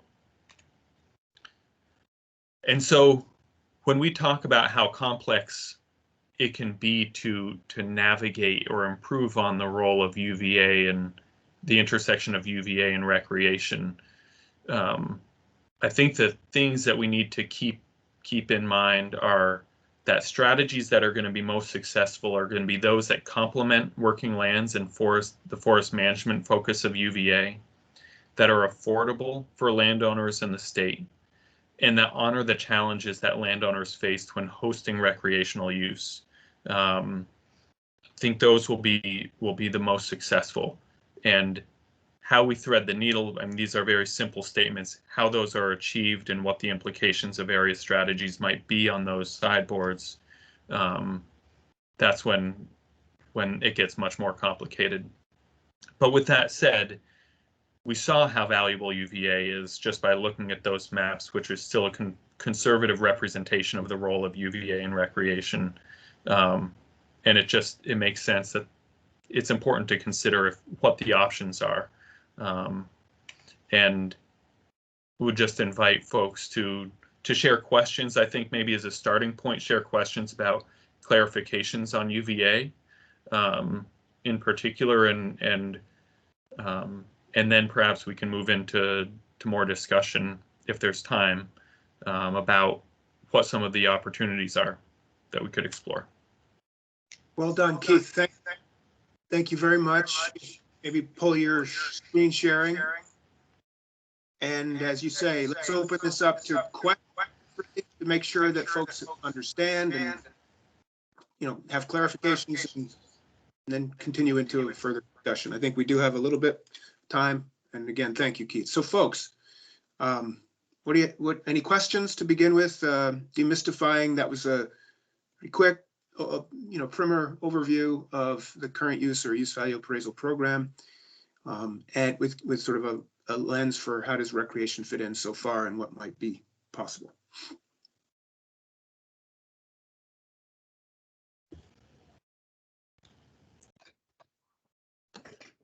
Well, if no one has one, I'll ask. Thank you, Keith. That was a great presentation. Thanks for taking the time. A lot of important elements to the current use program out there. I'm thinking about a question of equity. I don't know if anyone's seen this latest report paper out there by Vermont Futures Project, where there is a piece on current use value program, and it talks about the expansion from relatively small numbers in 1980 to where we're at now in 2020, over 2.5 million acres enrolled.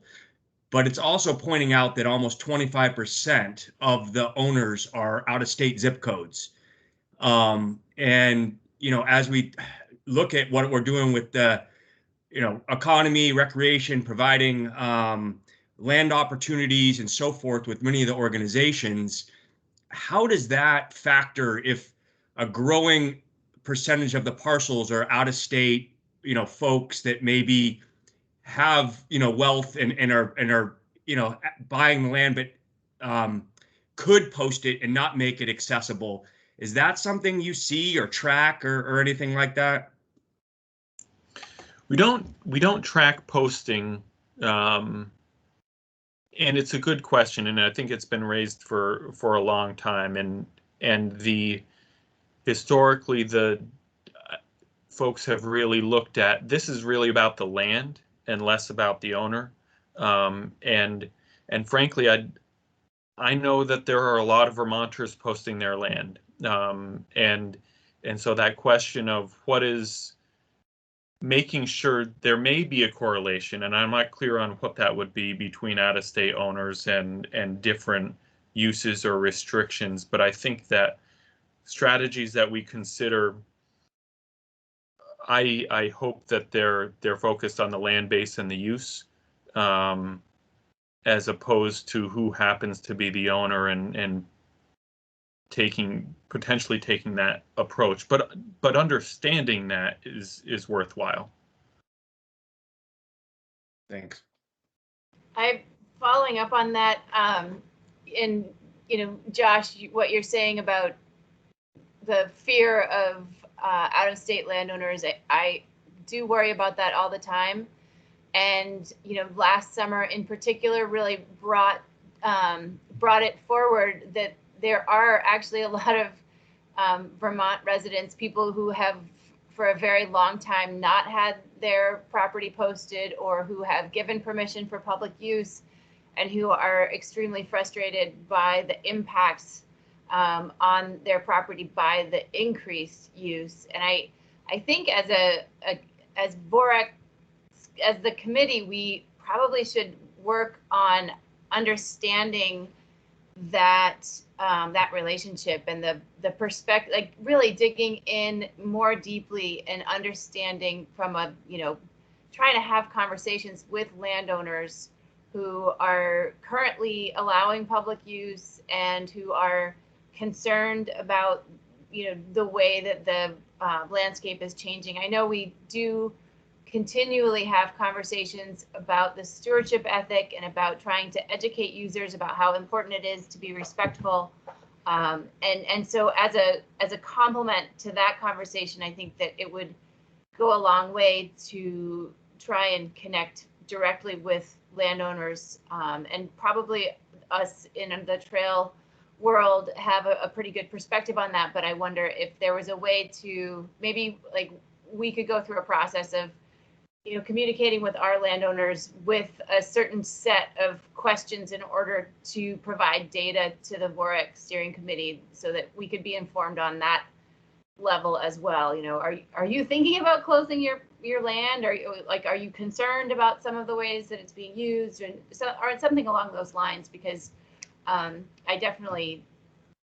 concerned about a number of our landowners who felt like their property was being abused last year, and it wasn't from paddlers. It was like, what are the causes as well would be interesting.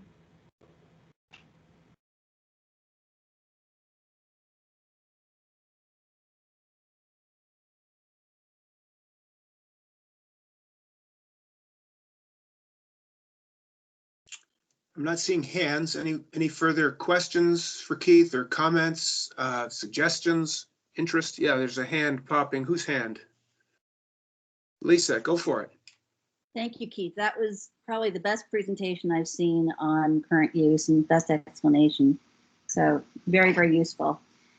This is more sort of a philosophical question. I know that a lot of forest parks and recreation, a lot of trail building, a lot of the trail groups have really focused on forest land.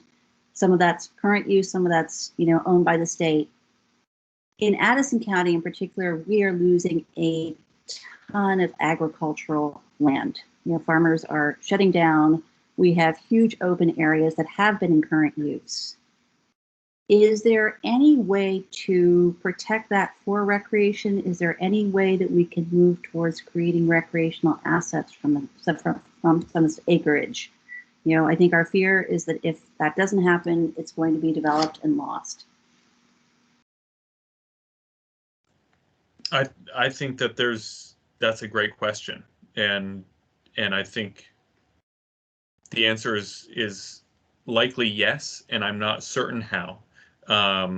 Recognizing that our focus certainly is on the forest land aspects, but we can, I think, as Mike suggested, the possibility of forming a subcommittee that can explore options like this, and then figure out what the list of priorities might be or options, and then who could help further consider ideas like that.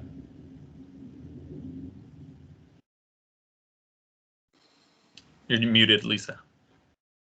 Or perhaps an opportunity to work jointly with agriculture on this. Yeah. Thank you. That's a great thought. Further.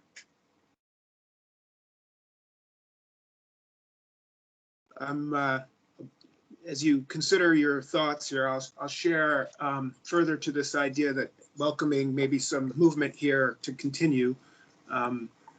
Just giving some background, you know, I've been here doing this work for 10 years plus now, and current use legislation, part of my reason for saying it's complicated is, you know, there's the money, the taxing, all these issues. There's also politics. And because of the big price tag, the 60+ million, there's a big old target on the back of current use basically as a policy every year. And so it's just kind of complicated, lots of differing views. Some folks really violently oppose the program as white collar welfare. Others point to it as by far the most successful and important conservation program in our state's history. It's really mixed. And in the political realm, it gets kind of taken hostage by certain interests, and it can get very messy, and it's very unpredictable. And what I'm trying to say is simply say that's sort of background for why I think it's important. What I've learned is we have made successful and historic changes in the program, adding the ecologically significant treatment areas, increasing the development penalty and making it more rational, among others. It is possible, but it takes a campaign. It takes a thoughtful, orderly sort of campaign to build support, get buy-in, and carefully navigate that political process. Keith and I are right now in the middle of digging out of a very messy proposal that came without a campaign, and on the sort of wild forest, old forest front. I think we're doing well with it. So you can't, but it's a long way from done, and it may go on rocky shoals very soon, or maybe we'll navigate. My point is, if there is to be change, meaningful change in support of private landowners and outdoor recreation, it's not going to happen by flipping a switch. It's going to need that. And so I like the idea, having thought of this more and more, and it being on our action plan since day one, of maybe using VOREC as a mechanism for creating that campaign to explore and possibly implement real change. So that's my call to you. And I thought starting with Keith, demystifying, giving some background, answering questions was a good way. And so just circling back around as there's no questions, that's to put a fine point on it. We have an opportunity. I would welcome it as your humble chair and as playing a significant role in the current use program. I think it would be cool if this came from VOREC, and I would welcome a group of you self-identifying as being willing to put some time in. And now that we have Jackie to kind of support such an effort as a subcommittee, you know, this is not up to me. I just want you to be clear that I'm welcoming this, but I don't think it's going to happen without that intentional, intelligent, careful approach. And you're the ones to help begin that, if that makes sense. What do you think, folks? Mike, I'd just like to add, you know, I think what you just summed it up is perfect, because nothing's going to happen. This is an established, it has to be very coordinated and universal goal to have anything move. And I just, you know, want to volunteer to be on that and just put one of my markers out there, whether, you know, folks agree or not. But where I'm coming from this is I kind of feel that since this is such a significant part of our land base, and there's such significant tax benefits that have a impact on the state's budget and other areas. It's why it's so sensitive, that there should be some element in a safe way for public access to be a requirement of enrolling in current use at some level. That's my, goal. How we get there, what percentage, how that gets worked out is, what needs to be dealt with for a long time. But just at some level, that's kind of why I keep bringing this up, because I think that it's got all those complications. It is such a benefit, and it's such a great program. Why doesn't it have a public element piece to it, since there is such a huge benefit being bestowed on very large landowners, but not get in the way of all the other conservation goals and the lumber, and it can be both, in my view. And that's sort of the marker I'm putting out there of why I want to be involved in this effort, whatever that looks like. And it would probably take long after I am gone before any change happens and realize that. But that's what I see as a goal from where I sit. Understood, Josh, and that's a good way of putting it too. I appreciate that, and I think that is a worthy approach, and I think it's a rational, it's justifiable.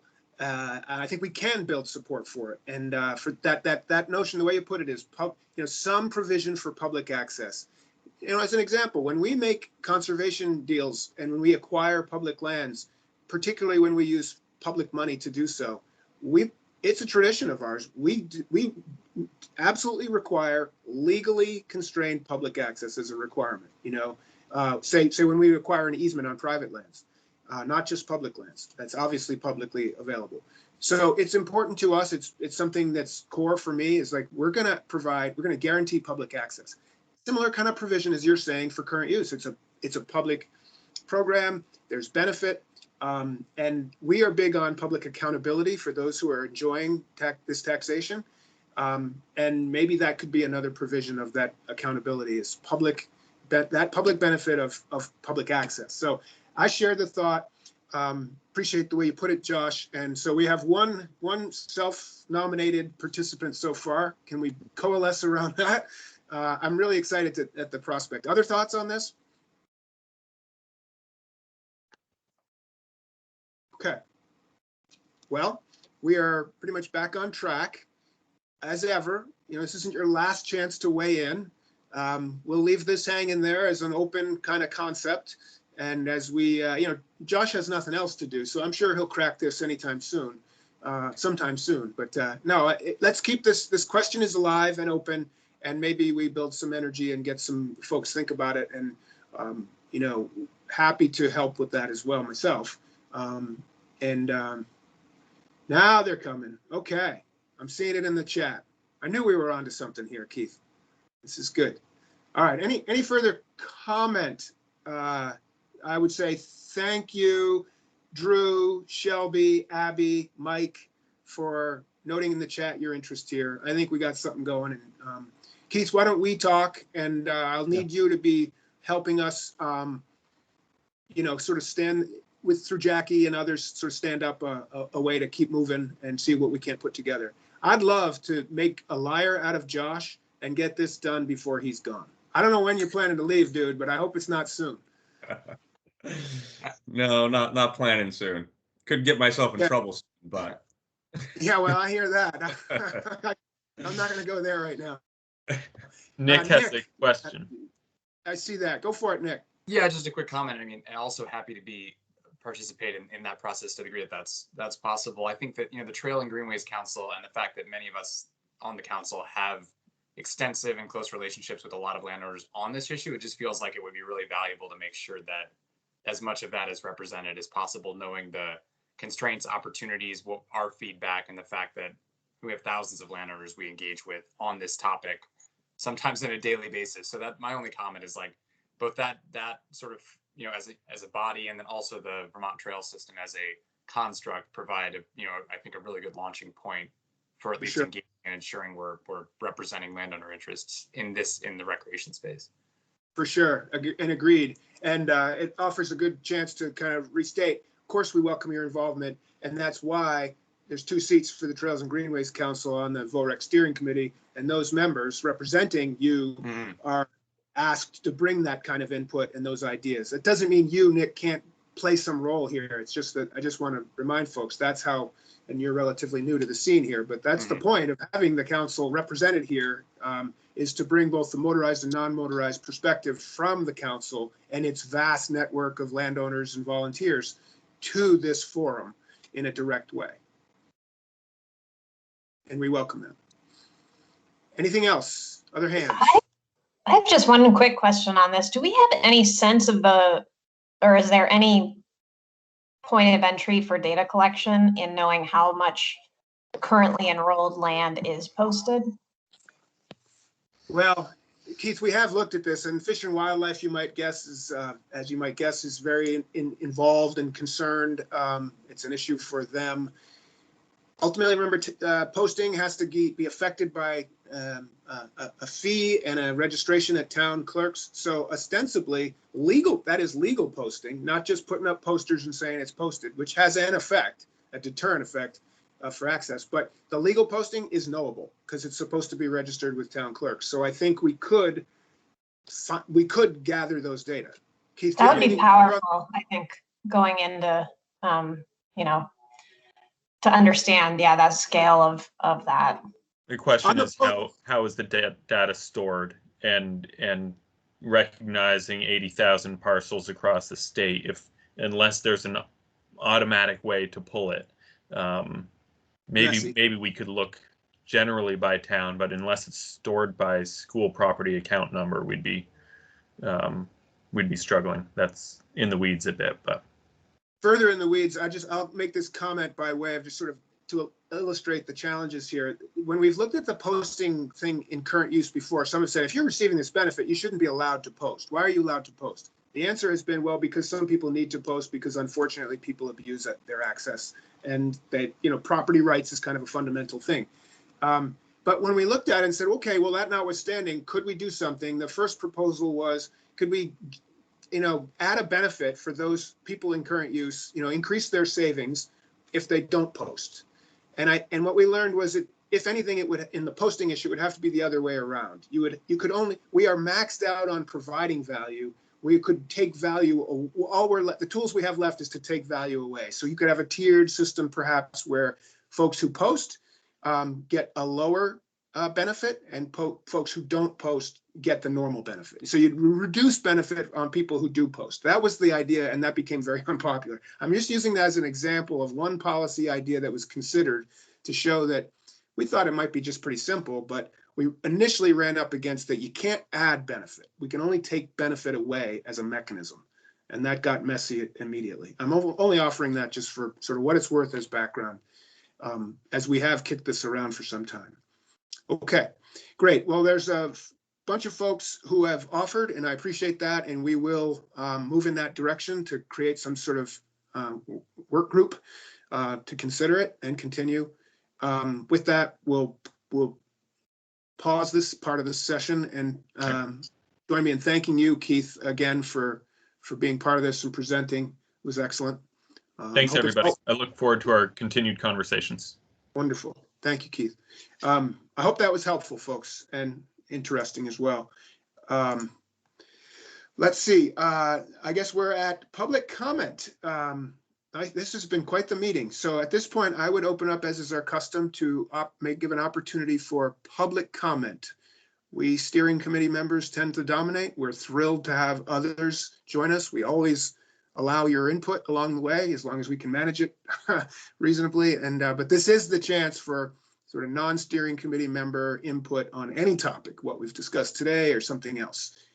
So if you'd signify your interest, we're happy to put your public comment on the record. Anyone?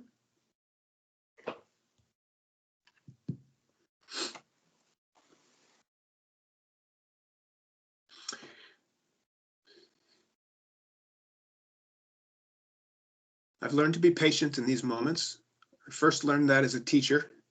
You ask a question, you gotta wait. And sure enough, Lisa Lynn, right there. Go for it, Lisa. I just wanted to say thank you.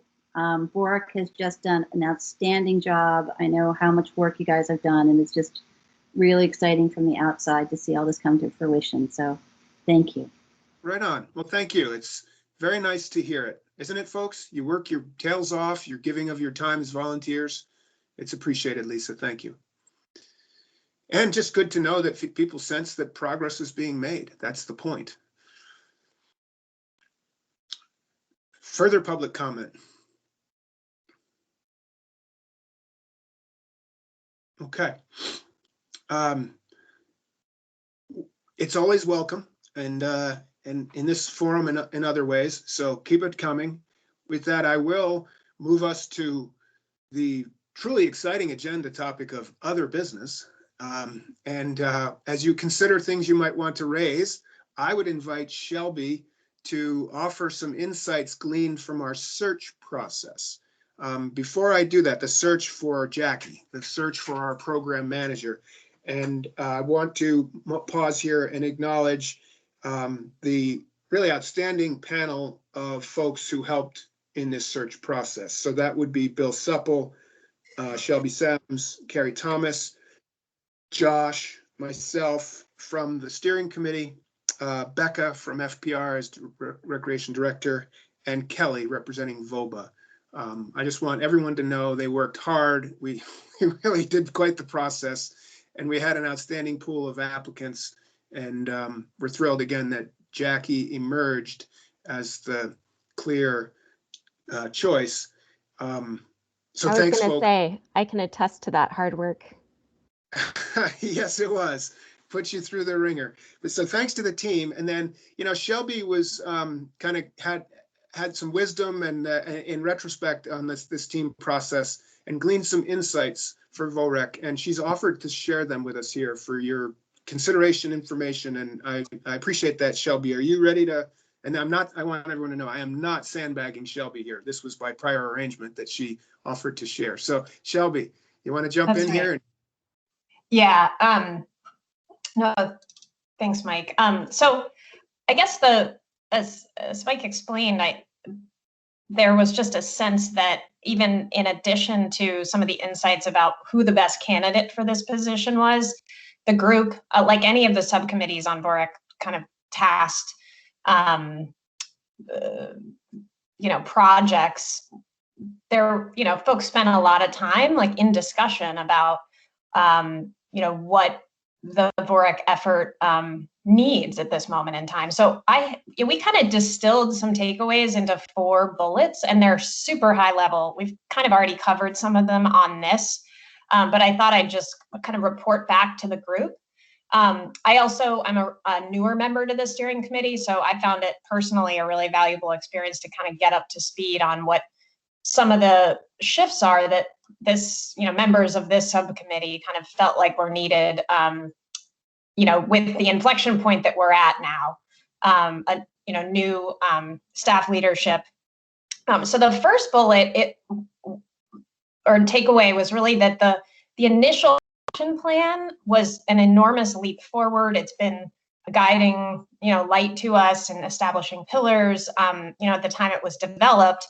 But the world has changed so incredibly rapidly in the last year and a half.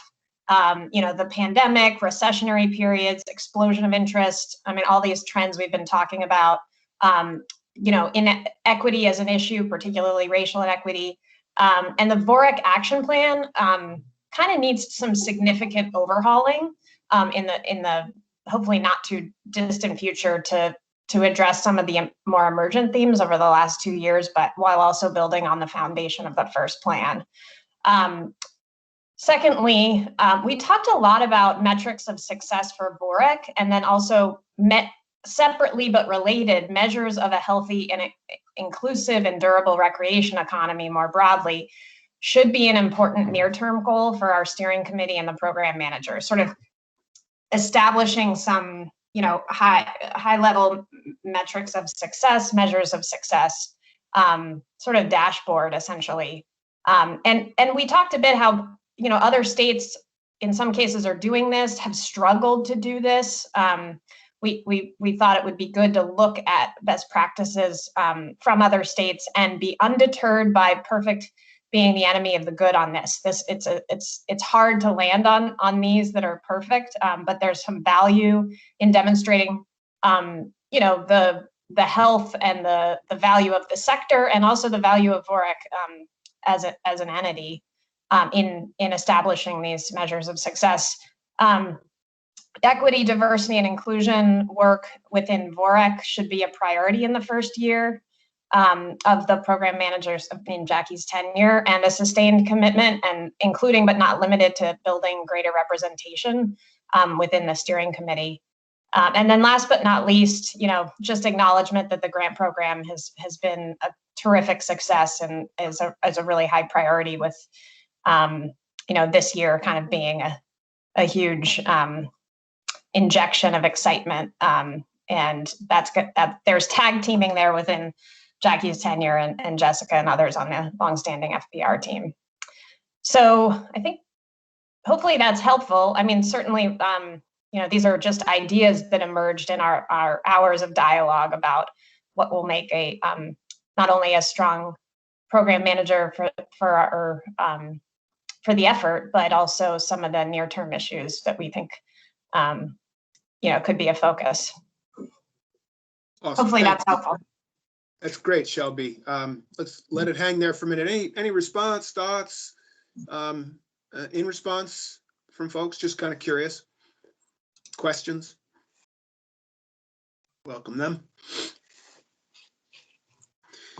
I do want to maybe close here on this with, given that we're talking about the search and Jackie's arrival, and maybe just put a little bit more light on our thinking here. In addition to just being thrilled to add capacity, someone who's now it's their day-to-day job, which is really great. And again, did I mention, a tremendous pool of applicants? We had a really tough time, really, in that way, and then really ended up feeling very, very solid, which is all great.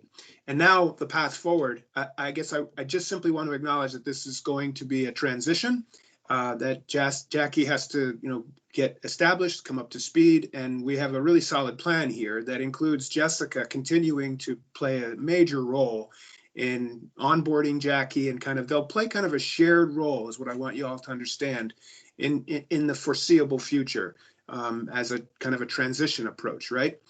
With the goal of, pulling the training wheels off and letting Jackie ride that mountain bike, shall I say, into the future. And on that point, I think we all on the team, and it's certainly my vision, that we see Jackie kind of growing in through this, from kind of nuts and bolts staff work to playing more of a leadership role, and in fact being poised to kind of take over for me in that way. Perhaps because of the executive order, I would remain as chair and Josh as vice chair, but really designating a bit more of that role to the day-to-day person. And I'm confident and eager for Jackie to grow into that. And that's kind of the longer term plan, okay? And with that, before we close, I really do just want to ask everyone to just acknowledge and thank the monumental effort that Jessica in particular has put in from the beginning, and even before the beginning, folks, to make this all happen. And now her, on top of so many other things, and now to do it in a transition with good cheer and collegiality and expertise. So if we could all, acknowledgement and thanks to Jessica for that role and her continuing work in this transition. So bravo, yeah. Jessica. Thank you. With that. And I'll just. Oh.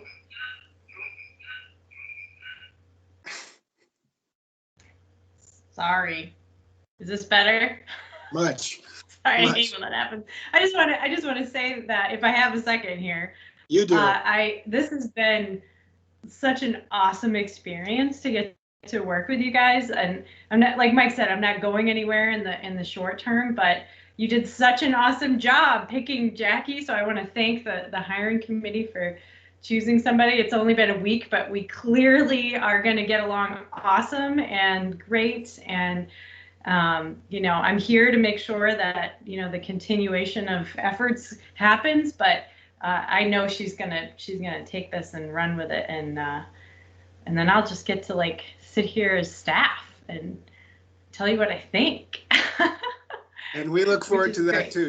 And really get to focus on why I was hired in the first place for FPR, which is to coordinate recreation services for the state. So again, you guys are awesome. This is like the funnest group. I remember when we were pulling together the steering committee, Mike, and I was like, I was a little nervous just to see how this team was all going to function. And it's been just such a pleasure to get to know you all. And I can't wait till we can get back to like going to visit communities and do fun stuff together in real life, because that was like the coolest aspect of all the VOREC work, I think.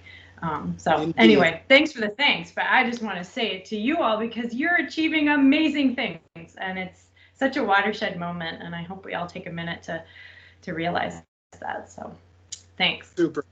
Well done, Jessica. Thank you again. And welcome, Jackie. And with that, I'll make one last call for other business or public comment. Anything further, folks? Well, how about that? We managed to get back in under the bell. You've got 8 minutes of found time. I hope, as I did, you saw that as a very rich and interesting meeting. And, big picture, weedy stuff, and everything in between. And a great group of folks joining us. So hearing no other further calls for input, I will look to my man, Bill. Is there a motion to adjourn? There is a motion to adjourn, Commissioner. Any seconds? A We have a second. I'll second that. Wonderful. Any further discussion? Hearing none. All those in favor say aye. Aye. Aye. Any Aye. opposed? Motion carries. How about that? We are adjourned. Thank you all again, genuinely, for all your service and input. Let's stick together and let's continue to crush it even more. Thank you. Cheers.